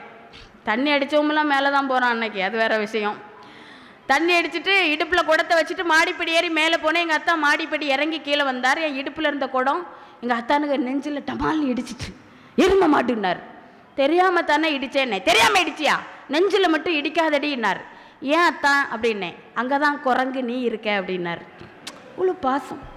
இது பஞ்சலோகமே நீ பஞ்சு தலகா, நீ மேலே வந்து ஏன் விழுந்த, நீ செக்க செக்க செவந்த குங்குமத்தில் கலந்த வண்ணத்தில் ஏன் பிறந்த, நீயும் நானும் தான் ஒன்னா தெரிகிறோம், தீயே இல்லையே ஆனா எரிகிறோம், மான் குட்டியே புள்ளி மான் குட்டியே ஓமேனிதான் ஒரு பூந்தொட்டியே. வார்த்தையால் வாழ்ந்து பார்க்க வாழ்க்கை ரொம்ப நல்லா இருக்குங்க. விட்டு கொடுத்து வாழணும். சண்டை வராத குடும்பம் எங்கே இருக்குங்க? சண்டை வந்தால் தான் அதுக்கு பேர் குடும்பம். வீட்டில் பிரச்சனை இல்லை என்றால் கோயிலில் அர்ச்சனை இல்லை. இப்போ சண்டை வர்றதை எப்படி கண்டுபிடிக்கலாம்? நம்ம வீட்டில் டிவி சத்தத்தை கூட்டி வச்சோம்னா நம்ம வீட்டில் சண்டை, டிவி சத்தத்தை குறைச்சி வச்சோம்னா அடுத்த வீட்டில் சண்டைன்னு அர்த்தம். அந்த சண்டையும் நம்ம ரசிக்க தான் செய்வோம். சண்டை வராமல் இருக்கணும்னா என்ன தெரியுமா செய்யணும்? ஒரு டிப்ஸு சொல்லித்தாரேன்.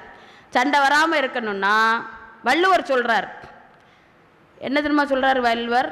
இப்போ தண்ணியில் நம்ம வந்து மஞ்சளை போட்டோம்னா அந்த தண்ணிக்கு நிறம் மஞ்சளாக மாறிடும். புளியை கரைச்சோம்னா ஒரு காப்பி கலர் மாதிரி மாறிடும். ஆனால் தண்ணியில் உப்பை கரைச்சோம்னா தண்ணிக்கு நிறம் மாறுமா? மாறாது. அதுபோல் நாம் சண்டை வந்தால் வீட்டு சத்தம் வெளியே தெரியாமல் இருக்கணும். சண்டை வந்தால் ஒரே அறையில் அதை தீர்த்துக்கணும். அறையிலையும் தீர்த்துக்கலாம், அறைக்குள்ளேயும் தீர்த்துக்கிடலாம். அப்படிதானே வாழ்க்கையில்? இப்போ வெளியே தெரியாத மாதிரி இருக்கணும். மற்றவங்க நம்ம சண்டையை வேடிக்கை பார்க்குற அளவுக்கு நாம் என்றைக்குமே சண்டை போடக்கூடாது. கணவன் மனைவி எப்படி வேணாலும் சண்டை போடலாம், ஆனால் பெற்றோர்கள் சண்டை போடக்கூடாது. புரிஞ்சதா உங்களுக்கு? பிள்ளைகள் முன்ன வச்சு நாம சண்டை போடக்கூடாது. அடுத்த வீட்டுக்கு தெரியாமல் நம்ம வாழ்க்கையை கொண்டு போகணும்னு பெரியவங்க சும்மாவா சொல்லுவாங்க. ஒரு கதை சொல்லுவாங்க முன்னாலெல்லாம். ஒரு தம்பதிகளுக்கு திருமணம் முடிஞ்சிருக்கு, அவங்களுக்கு குழந்தை பிறந்துச்சு, குழந்தைக்கு பேர் வைக்கணும். அந்த பேர் வைக்கிறதுல சண்டை வந்துச்சு. இப்போ எல்லாருக்கும் தெரிஞ்ச கதையாக தான் இருக்கும்.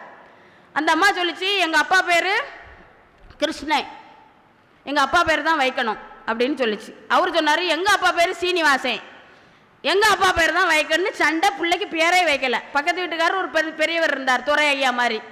எதுக்கு இப்படி சண்டை போடுறீங்க? பேர் வைக்கிறதுல சண்டை. சரி, நான் ஒரு பேர் வைக்கேன். உங்கள் அப்பா பேர் என்ன? ஸ்ரீனிவாசன். உங்கள் அப்பா பேர் கிருஷ்ணன். ஸ்ரீனிவாச கோபால கிருஷ்ணன் வைங்க அப்படின்னார். அப்பாடா, சண்டை தீந்துச்சு அப்படின்ட்டு வீட்டுக்குள்ளே வந்து இந்த அம்மா தான் சொல்லிச்சு, ஸ்ரீனிவாசன் எங்கள் அப்பா, கிருஷ்ணன் உங்கள் அப்பா, இந்த கோபாலம் எங்கேருந்து வந்தான் அப்படின்னு கேட்டுச்சு. பக்கத்து வீட்டுக்காரர் சொன்னார், அது எங்கள் அப்பா பேர் அப்படின்னாரு.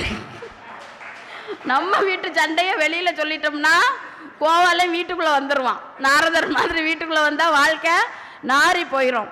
அதனால தான் கண்ணதாசன் ஒரு குடும்ப சண்டையை ஒரு பாட்டிலே தீர்த்தார்.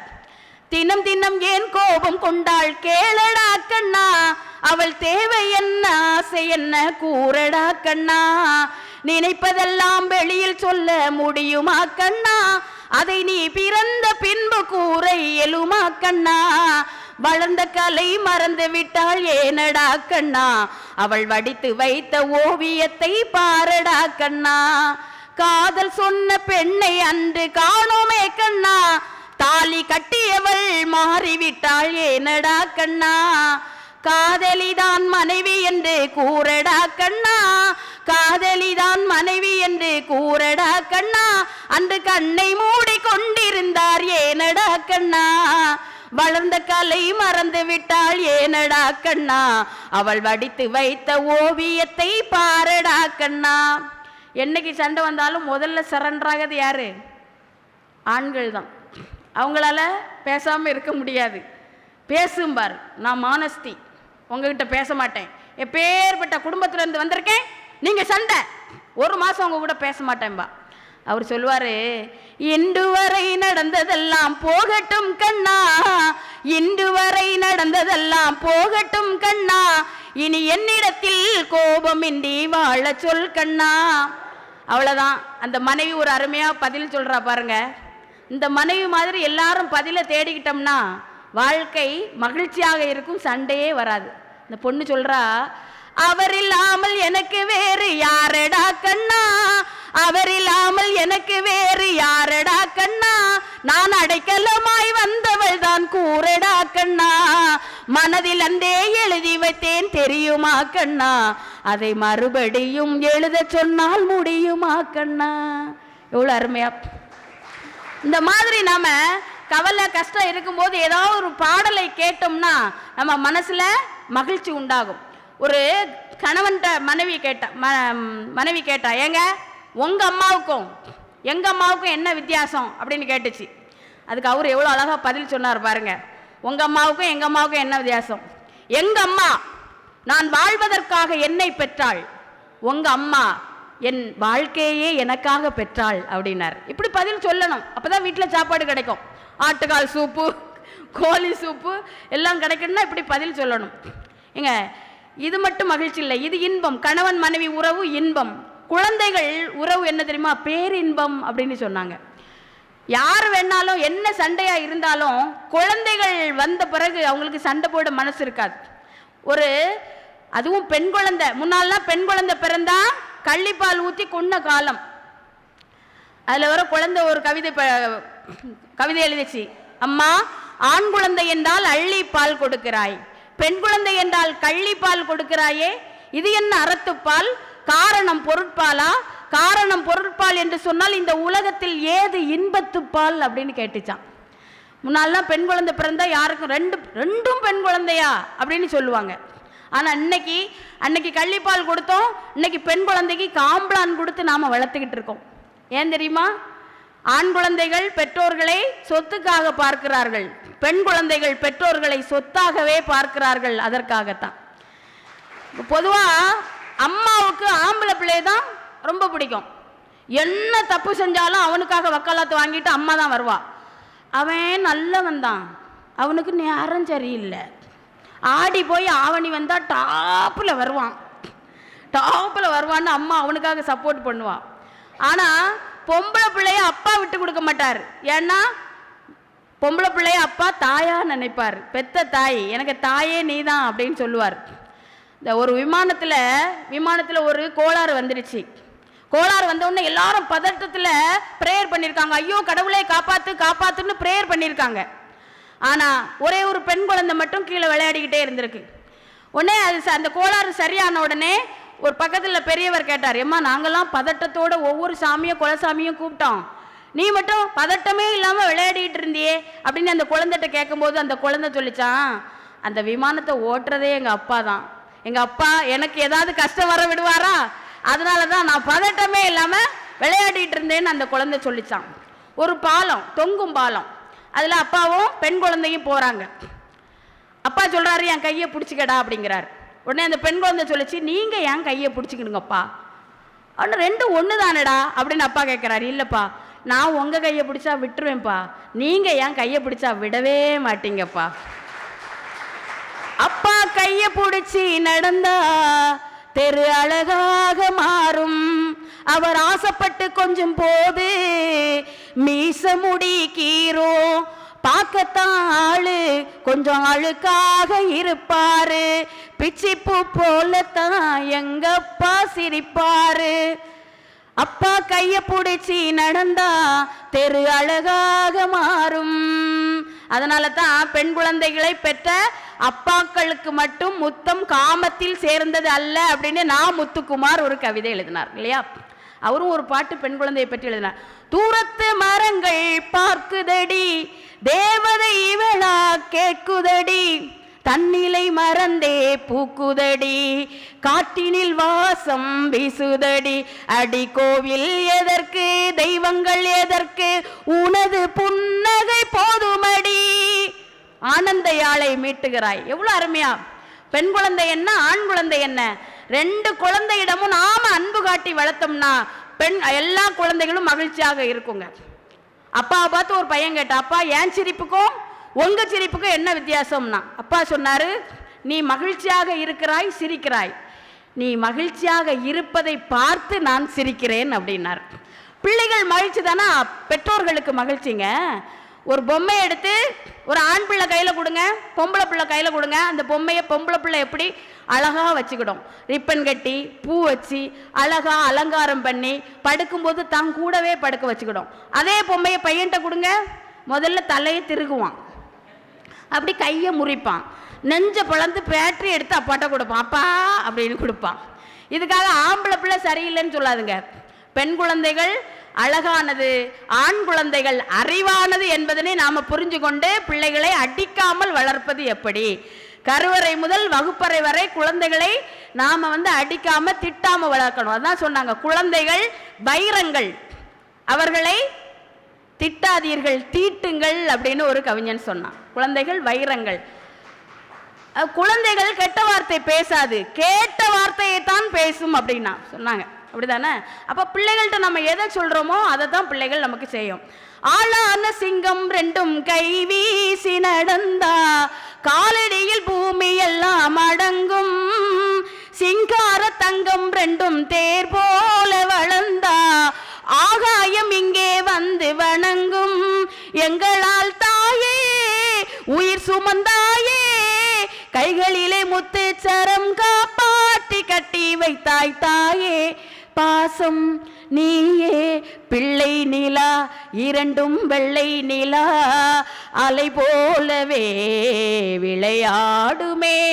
இவ்வளோ அருமையான பாடல் பார்த்தீங்களா? இதெல்லாம் கேட்கும்போது நம்ம குடும்பம் ஞாபகத்து நமக்கு மகிழ்ச்சியை கொடுக்கணும். குறைகள் எல்லாரிடத்திலும் இருக்கும்.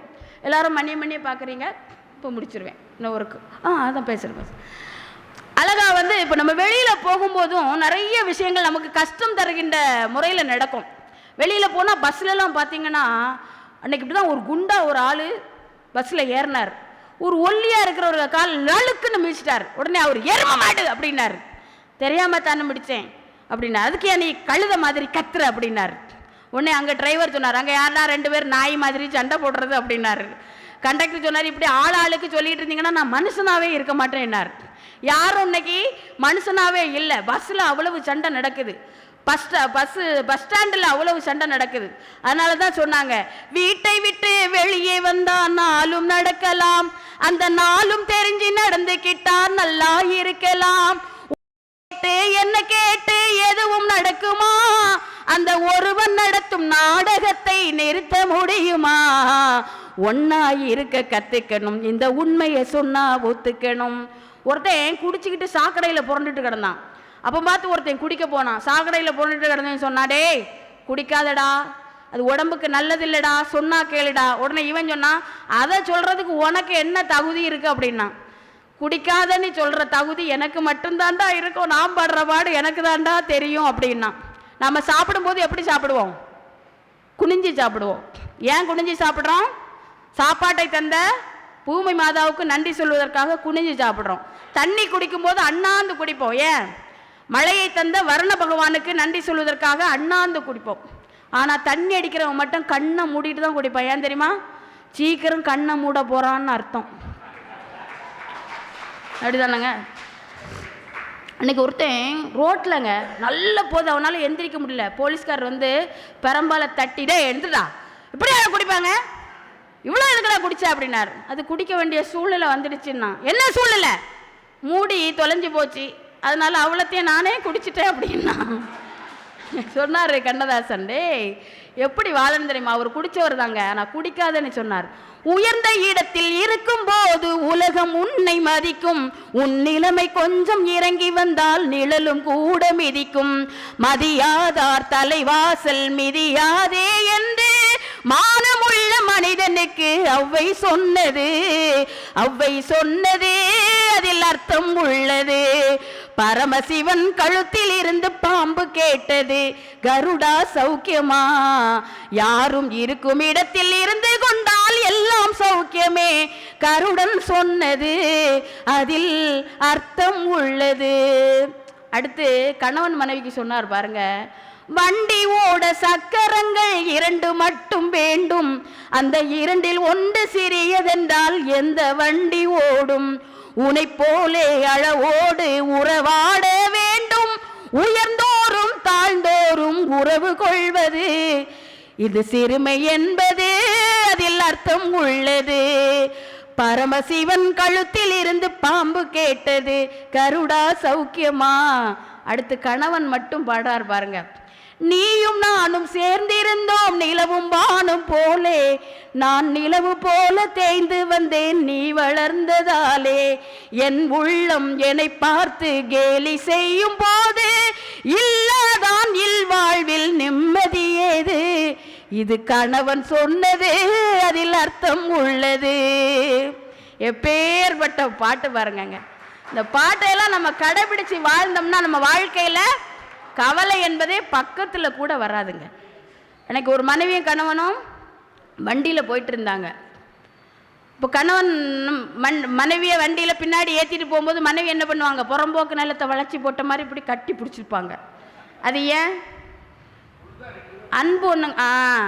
ஐயா சொல்கிறாரு பாருங்க, உளுந்தா 2 பேரும் சேர்ந்து உழுவோம். பொதுவாக பாருங்கள், ரோட்டில் போகும்போது வண்டியில் போகும்போது பார்த்தீங்கன்னா தனியாக போனால் காவல்துறை பிடிச்சி விசாரிக்கும், லைசன்ஸு கொண்டாடா, ஆர்சிப்புக்கு கொண்டாடா அப்படின்னு. நான் ஒருத்தட்ட கேட்டேன், ஒரு காவல்துறை அன்பு, ஐயா இது உங்களுக்கே நியாயமா? தனியாக போகும்போது விசாரிக்கிங்க, ஜோடியாக போகும்போது விட்டுறீங்க என்ன? அவர் சொன்னார், போமா அவனே ஒரு பிரச்சனையோடு போகிறாம்மா அப்படின்னார். நானும் எங்கள் வீட்டுக்காரர் வண்டியில் போகும்போதுங்க ஒரு ஆக்சிடெண்ட் நடந்துடுச்சு. ஒரு பையன் கீழே விழுந்துட்டான். வேறு எங்கள் வண்டியில் இல்லை, வேறு வண்டியில். எங்கள் வீட்டுக்காரரு அப்படி மாட்டு வண்டி போன மாதிரி தான் போவார், அவர் நல்ல மனுஷன்.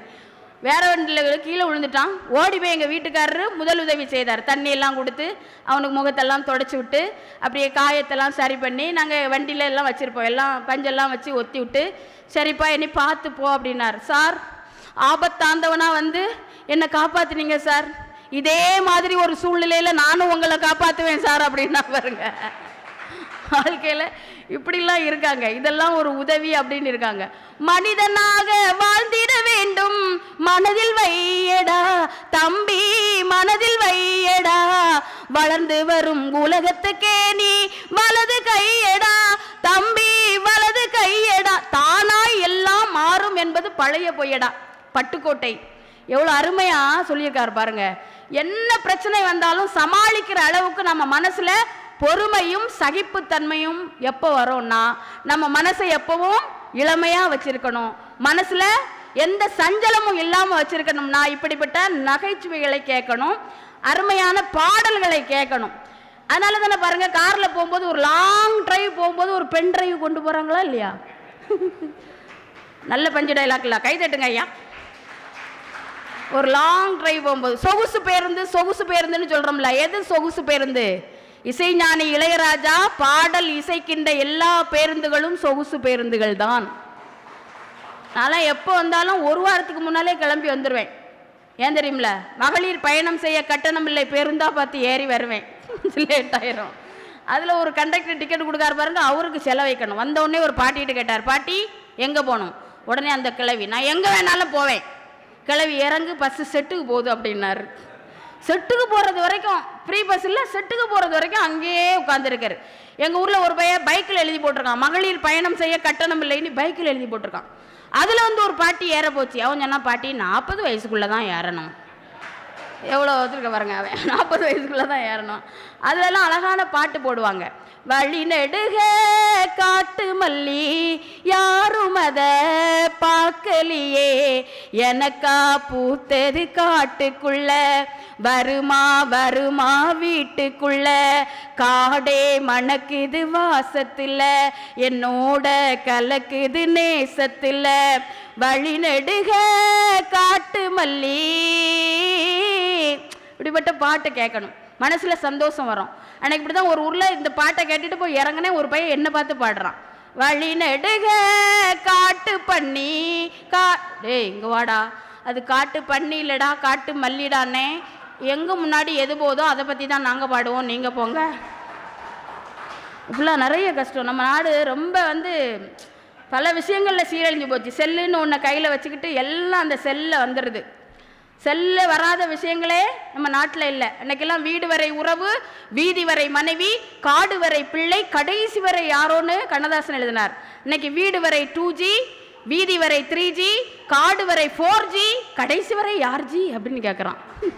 யாருக்கு தெரியும் யார் ஜி அப்படின்னு? வாழ்க்கையில் அன்னைக்கெல்லாம் பாருங்க, ஒவ்வொரு வீட்டுக்கும் வயக்காடு இருக்கும், தென்னந்தோப்பு இருக்கும். இன்னைக்கு வீட்டுக்கு 2 சிம் கார்டு தான் இருக்கு. வயக்காடு எங்க இருக்கு?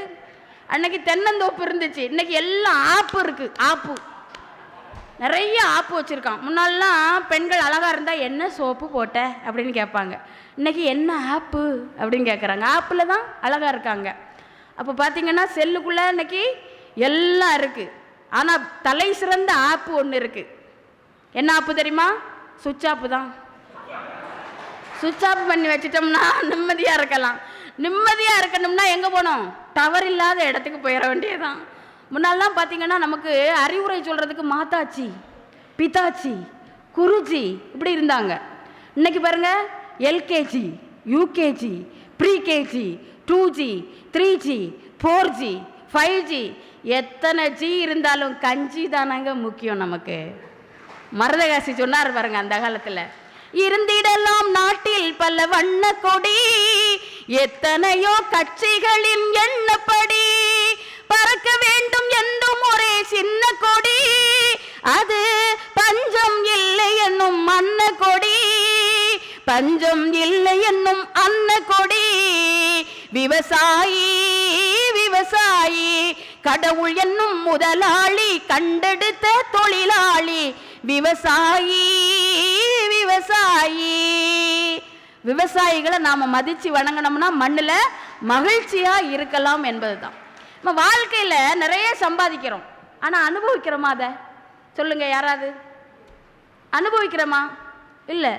ஒருத்தர் பெரிய பணக்காரருங்க.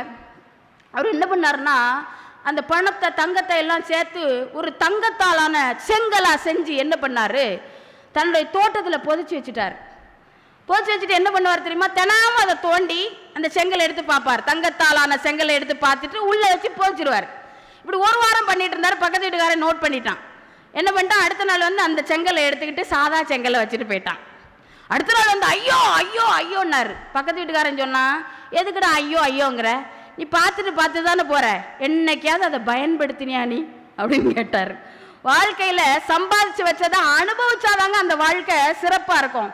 கும்பகோணத்தில் ஒருத்தர், ஒவ்வொரு ஊருக்கும் ஒவ்வொரு விஷயம். வந்து கும்பகோணத்தில் வெத்தலை சிறப்பு, அப்படிதானே? ஒவ்வொரு திருவாரூர்னா தேரு, திருவிடை மருதூர்னா ஊர், பட்டுக்கோட்டைனா பாட்டு, சிவகாசினா வேட்டு, காஞ்சிபுரம்னா பட்டு, பண்ணைபுரம்னா மெட்டு, ஊத்துக்குழினா வெண்ணெய், பொள்ளாச்சின்னா தென்னை, சேலம்னா மாம்பழம், பவானினா ஜமுக்காலம், ராஜபாளையம்னா நாயி, பத்தாமடைனா பாயி, உடன்குடினா கருப்பட்டி, கோயில்பட்டினா தீப்பெட்டி, சாத்தூர்னா சேவு, மதுரைனா பூவு, திருப்பூர்னா பனியன், திருநள்ளாறுனா சனியன், திருநெல்வேலினா அல்வா, திருப்பாச்சினா அருவா, தூத்துக்குடினா உப்பு, நம்ம ஈரோடுனா நட்பு நட்பு நட்பு நட்பு. அங்கே வெத்தலை அதிகம். எல்லாரும் நல்லா சாப்பிட்டுட்டு என்ன செய்வோம்? வெத்தலை போடுவோம். மனைவி கொண்டு வெத்தலையை வச்சாங்க. இவர் அந்த வெத்தலை பெட்டியை திறந்தார். திறந்து வாடி இருக்கிற வெத்தலை, பழுத்து இருக்க வெத்தலை எல்லாம் எடுத்து, ஐயோ வாடி போச்சே, பழுத்து போச்சே, இதை வேஸ்ட் பண்ணக்கூடாதுன்னு அதை மட்டும் எடுத்துட்டு நல்ல வெத்தலையை பூட்டி கொடுத்து விட்டார். அதை எடுத்து போட்டார். சாயங்காலமாக பார்த்தார், இந்த வெத்தலையும் பழுத்திருக்கும்ல, இந்த வெத்தலையும் வாடி தானே இருக்கும். அப்பவும் வாட வெத்தலை, வதங்க வெத்தலையை எடுத்து சாப்பிட்டுட்டு நல்ல வெத்தலையை பூட்டி வச்சிருவார். இவர் ஒரு நாள் போய் சேர்ந்துட்டார். எதுவுமே அனுபவிக்கல, போய் சேர்ந்துட்டார். அப்போவும் அந்த இறந்தவங்களுக்கு வாயில வெத்தலை கொடுப்பாங்க போல இருக்கு அந்த இடத்துலலாம். அப்போ ஒருத்தர் வெத்தலையை கொண்டு நல்ல வெத்தலையா எடுத்து வைக்கிற மக சொல்லியிருக்கு, எங்க அப்பாவுக்கு நல்ல வெத்தலையெல்லாம் பிடிக்காது, வாட வெத்தலை வதங்க வெத்தலையை வச்சு விடுங்க அப்படின்னு. அப்போ வாழ்க்கையை அனுபவிக்கணும். எங்கள் ஊரில் ஒரு கஞ்சம் இருக்காமுங்க, நீ எப்படி கண்டுபிடிச்சான்னு என்கிட்ட கேட்கக்கூடாது. காலையில் தயிர் சாதத்தை பொசிச்சுட்டு ஊன்னு அழுவான். எதுக்கு தெரியுமா? கண்ணீராலே உப்பை சரி பண்ணிடுவான். ஆமாம், அப்படிப்பட்ட கஞ்சன். இன்னொருத்தன் இருக்கான், அவங்க அப்பா கல்யாணம் பண்ணி ஹனிமூனுக்கு போங்கடான்னார், மனைவியை வீட்டில் விட்டு தனியாக போயிட்டு வந்துட்டான். அப்படி ஒரு கஞ்சன். அது மட்டும் இல்லை, ஒருத்தன் செருப்பு வாங்குவான், போட்டுட்டு நடக்க மாட்டான், தேஞ்சு போயிருமா, எடுத்துக்கிட்டே தான் நடப்பான். இன்னொருத்தன் இருக்கான், வாட்சி வாங்க மாட்டாங்க, வாட்சியே வாங்க மாட்டான் வாழ்க்கையில், ஆனால் கரெக்டாக மணி பார்ப்பான். எப்படி தெரியுமா? திடீர்னு நைட்டு எந்திரிச்சு வெளியே வருவான், ஊ அப்படிம்பா. ஏத்த வீட்டுக்காரன், ஏண்டா மாரியப்பா 2 மணிக்கு உள்ள விடுறியம்பா, மணி 2 ஆயிட்டா அப்படின்ட்டு உள்ள போவான். திருப்பி ஒருக்கா வருவான், ஓ அப்படிம்பா, ஏண்டா மாரியப்பா 4 மணிக்கு இப்படி உள்ள விடுறியம்பா, 4 மணி ஆயிட்டா அப்ப டீ குடிக்க போவோம் அப்படிம்பா. கஞ்ச பைய எல்லாருமே கையிருந்தும் ஊனும் அதை கண்டிருக்கோம் நானும், யார பார்த்து ஊனமுன்னு சொல்றீங்கோ, கடன் கொடுத்தவன் எதிரில் வந்தா கடன் பட்டவன் ஊமை அதை கண்டிருக்கோம் நாங்க, எங்க வாயில்லாத ஜீவன்களை வைரீங்கோ. கண்ணதாசன் சொன்னாங்கோ, யாரு சொன்னா? வைரமுத்து சொன்னாங்கோ, ஊனம் என்பது மனசுதான் உனக்கு எனக்கு சொன்னாங்கோ. ஊனம் என்னடா ஊனம், அட ஞானம் தானே வேணும், ஞானம் வர வேணும்னா மனசு மாற வேணும். ஊனம் ஊனம் ஊனம் இங்கே ஊனம் யாருங்க, உடம்பில் உள்ள குறைகள் எல்லாம் ஊனம் இல்லைங்க, உள்ளம் ஊனப்பட்டா உடம்பிருந்தும் குறையில்லை. எவ்வளவு அருமையா சொன்னாருங்க.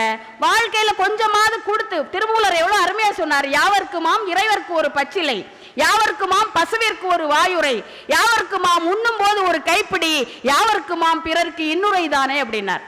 பொதுவா 4 பேரை பார்க்க போகும்போது ஏதாவது கையில கொண்டு போகணும்.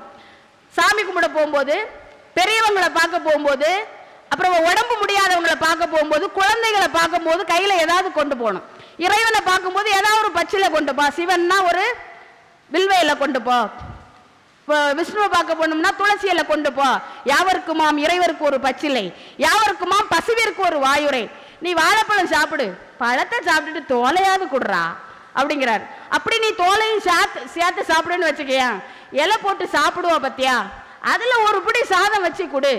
இப்போ சிலவன் வலிச்சு சாப்பிட்டுருப்பான், சாப்பிட்டு கொண்டு இலைய போடுவான். நாய் சொல்லும், நமக்கு முன்னால ஏதோ ஒரு பெரிய நாய் இதை வந்து சாப்பிட்டு போச்சு அப்படின்னு சொல்லும். அதுக்காக யாவர்க்குமாம் உண்ணும் போது ஒரு கைப்பிடி, யாவர்க்குமாம் பிறர்க்கு இன்னுரை தானேங்கிறார். இன்னுரைனா என்ன? நல்லா இருக்கீங்களா, சாப்பிட்டீங்களா, எவ்வளவு அழகா இருக்கீங்க இந்த வயசுலயும், இப்படி சொல்லணும்.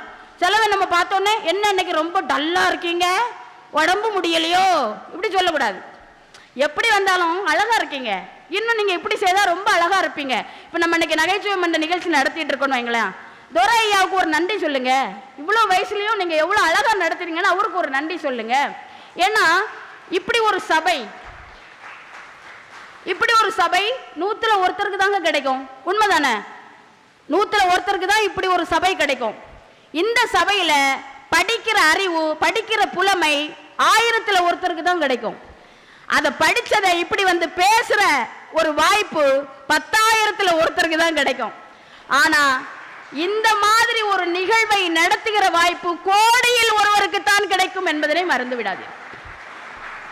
அதான் சொன்னா அவ்வை பாட்டி தாங்க சொன்னா, ஆர்த்த சபை 101, 1001 புலவர், வார்த்தை 10,000ல் ஒருவர், தாதா கோடியில் ஒருவர்னு சொன்னாங்கன்னு சொன்னா, இந்த மாதிரி வாய்ப்பெல்லாம் நம்ம பயன்படுத்திக்கிட்டோம்னா நம்ம வாழ்க்கையில சிறந்து வழங்கலாம். மனசு லேசாகும். கல்வி தாங்க ஒரு மனுஷனுக்கு அறிவை கொடுக்கும், அறிவு ஒழுக்கத்தை கொடுக்கும், ஒழுக்கம் அன்பை கொடுக்கும், அன்பு அருளை கொடுக்கும், அருள் பக்தியை கொடுக்கும். அதனாலதான் வள்ளுவர் கட்டதனால் ஆயபயன் என்கொள் வாளறிவன் நற்றார் தொழால் எண்ணினார். அன்புக்கும் அருளுக்கும் என்ன வித்தியாசம்? இப்ப நம்ம பிள்ளை விழுந்துட்டு ஓடி போய் தூக்குறோம், அது அன்பு. அடுத்த பிள்ளை விழுந்துட்டு ஓடி போய் தூக்குறோம் பார்த்தீங்களா, அதான் அருளுங்க. அதை செய்யணும். இப்போ நம்ம பிள்ளைங்களுக்கு சாப்பாடு போட்டு கொடுத்துட்டு சாப்பாடை சிந்தாம சாப்பிடு அப்படிம்போம். பிள்ளை உடனே கேட்கும், சிந்தாம சாப்பிட்டா எறும்பெல்லாம் எப்படிமா சாப்பிடும் அப்படின்னு கேட்கும்ல. ஒரு பையன்ட்ட வாத்தியார் கேட்டார், ரொட்டி எப்படி சாப்பிட்டா நல்லா இருக்கும்? ஒருத்தன் சொன்னா ஜாம் வச்சு சாப்பிட்டா நல்லா இருக்கும்னா, ஒருத்தன் வெண்ணெய் வச்சு சாப்பிட்டா நல்லா இருக்கும்னா, ஒருத்தன் வெறுமனே சாப்பிட்டாலும் நல்லா தான் இருக்கும்னா, இன்னொருத்தன் சொன்னா அடுத்தவனுக்கு கொடுத்து சாப்பிட்டா சூப்பரா இருக்கும் அப்படின்னா. இதைத்தான் வாலி சொன்னார், பல நூல் படித்து நீ எறியும் கல்வி, பொது நலம் நினைத்து நீ வழங்கும் செல்வம், பிறர் உயர்வினிலே உனக்கு இருக்கும் இன்பம், இவை அனைத்திலுமே இருப்பதுதான் தெய்வம், பாசமுள்ள பார்வையிலே கடவுள் வாழ்கிறார், அவர் கருணை உள்ள நெஞ்சினிலே கோவில் கொள்கிறார், இதோ எந்த தெய்வம் முன்னாலே நான் ஒரே ஒரு புன்னகையில் கண்டேனே. ஒரே ஒரு விஷயத்தை நான் சொல்லி நிறைவு செய்கிறாங்க. நம்ம வாழ்க்கையில் நிறைய விஷயங்கள் நடக்குது. ஆனால் ஒரு வீட்டில் நடந்த சம்பவம், இதை அந்த ஜெயந்தி ஸ்ரீ ராமகிருஷ்ணன் ஒருத்தங்க நல்லா பேசுவாங்க, அவங்க பேசி நான் கேட்டது. ஒரு அம்மா குழந்தைகிட்ட, சின்ன குழந்தைகிட்ட கேட்குறாங்க, நம்ம உடம்புலேயே முக்கியமான உறுப்பு எதுடா அப்படின்னு கேட்குறாங்க. குழந்தை என்ன சொல்லும்? அம்மா கண்ணுமா. ஏம்மா கண்ணு? அந்த கண்ணால தாம்மா நான் ஒன்றை பார்த்துக்கிட்டே இருக்கேன். அப்போ கண்ணு தானம்மா, கரெக்டாக தானே சொல்லியிருக்கு குழந்தை. அப்போ கை தட்டுங்க. கண்ணு தாம்மா. கொஞ்சம் வளர்ந்துடுச்சு, 18 வயசு ஆயிடுச்சு. இப்போ கேட்குறாங்க அம்மா, நம்ம உடம்புலையே முக்கியமான உறுப்பு எதுடா தங்கம்?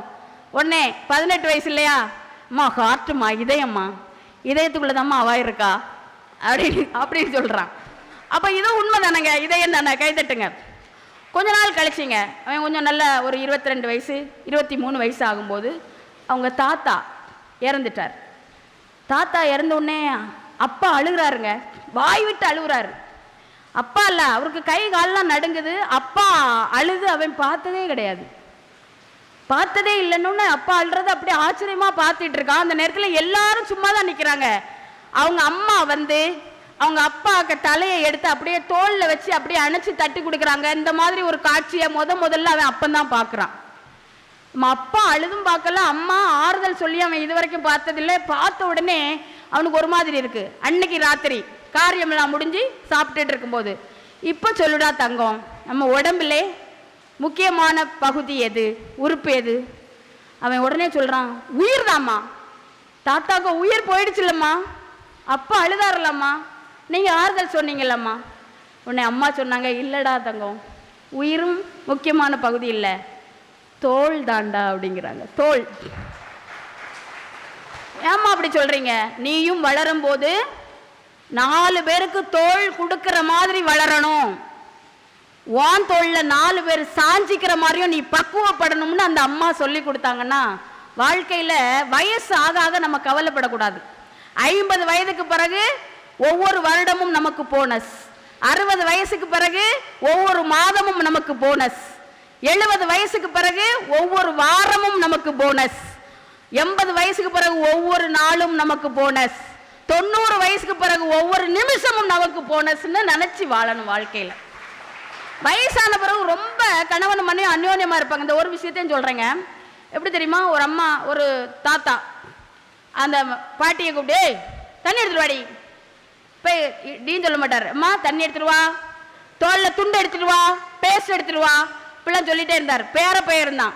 ஏன் தாத்தா, உங்களை மாதிரி தானே பாட்டியும், நீங்கள் போய் தண்ணி எடுத்து குடிக்க மாட்டீங்களோ, நீங்கள் போய் துண்டு எடுக்க மாட்டீங்களோ, நீங்கள் கண்ணாடி எடுக்க மாட்டீங்களோ?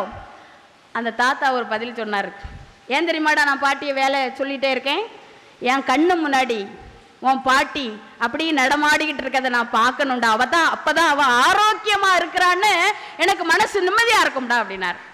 கால சுமை தாங்கி போலே மார்பில் என்னை தாங்கி வீழும் கண்ணீர் துடைப்பாய், அதில் என் விம்மல் தனியுமடி, பேருக்கு பிள்ளை உண்டு, பேசும் பேச்சுக்கு சொந்தம் உண்டு, என் தேவையை யார் அறிவார், உன்னை போல் தெய்வம் உண்டே அறியும், உன் கண்ணில் நீர் வழிந்தால் என் நெஞ்சில் உதிரம் கொட்டுதடி, உன்னை கரம் பிடித்தேன் வாழ்க்கை ஒளிமயமானதடி, பொன்னை மணந்ததனால் சபையில் புகழும் வளர்ந்ததடி, உன் கண்ணில் நீர் வழிந்தால் என் நெஞ்சில் உதிரம் கொட்டுதடி. எனவே அன்பார்ந்த பெரியோர்களே, வாழ்க்கையை கவலையை கற்றுக்கொள்வதாக இருந்தால் கவலையை மறக்க கற்றுக்கொள்ளுங்கள், அதுதான் வாழ்க்கை. கவலை ஒன்றும் கை குழந்தை அல்ல, தூக்கி கொண்டே செல்வதற்கு அதை இறக்கி விடுங்கள். கவலையை இறக்கி வைக்க வேண்டும் என்று சொன்னால் வாழ்க்கையில் சிரித்து வாழ வேண்டும் என்று அன்போடு சொல்லி, இந்த நிகழ்வுக்கு என்னை அழைத்து பெருமை சேர்த்த அனைத்து நல்ல உள்ளங்களுக்கும் நன்றி சொல்லி, அருமையான ஒளிவளைப்பை தந்த அவருக்கும் நம்முடைய படப்பிடிப்பை எடுத்த சகோதரருக்கும் நன்றி சொல்லி நிறைவு செய்கிறேன். நன்றி, வணக்கம். புகழ்பெற்ற பல பேச்சாளர்களை அருகிலே இருந்து நான் பார்த்திருக்கிறேன். 4 பக்கம், இன்னும் சில பேர் 40 பக்கம் நோட்டே எடுத்துகிட்டு வந்து இங்கே வச்சு படிப்பாங்க, பார்த்துருக்கேன். கையில் எந்த குறிப்பும் இல்லாமல் 1.5 மணி நேரம் பல பாடல்கள் பல நிகழ்ச்சிகளை சிறப்பாக பேசிய மலர்விழி அவர்களுக்கு நம்ம எல்லாரும் பாராட்டுகளை தெரிவித்துக் கொள்கலாம். இதுவரை என்ன முன்னிலை வைத்த அண்ணன் எஸ்ஆர் மகுடேஸ்வரன் தம்பதியாருக்கு நம் நகைச்சுவை மன்றம் நன்றி பெருக்கோடு நன்றியை கூறுகிறோம். அதே நேரத்தில் நாகர்கோவிலிருந்து வருகை தந்திருக்கின்ற அன்பு சகோதரி மலர்விழி கடைசி பாடிய பாடல் மிகவும் உருக்கமாக இங்கே இருக்கின்ற முதியோர்கள் என் தேவையை யார் அறிவார் என்று அந்த மனைவி பார்த்து கணவன் கேட்பதும் எல்லோருடைய நெஞ்சையும் நிகழ வைக்கின்ற அளவிலே ஒரு அற்புதமான பாடலை பாடிய பல பாடல்கள் பாடிய அன்பு சகோதரியாரை பாராட்டி இந்த நகைச்சுவை மன்றம் மகிழ்கிறது. அவருக்கும் நம் நன்றியை தெரிவித்துக் கொண்டு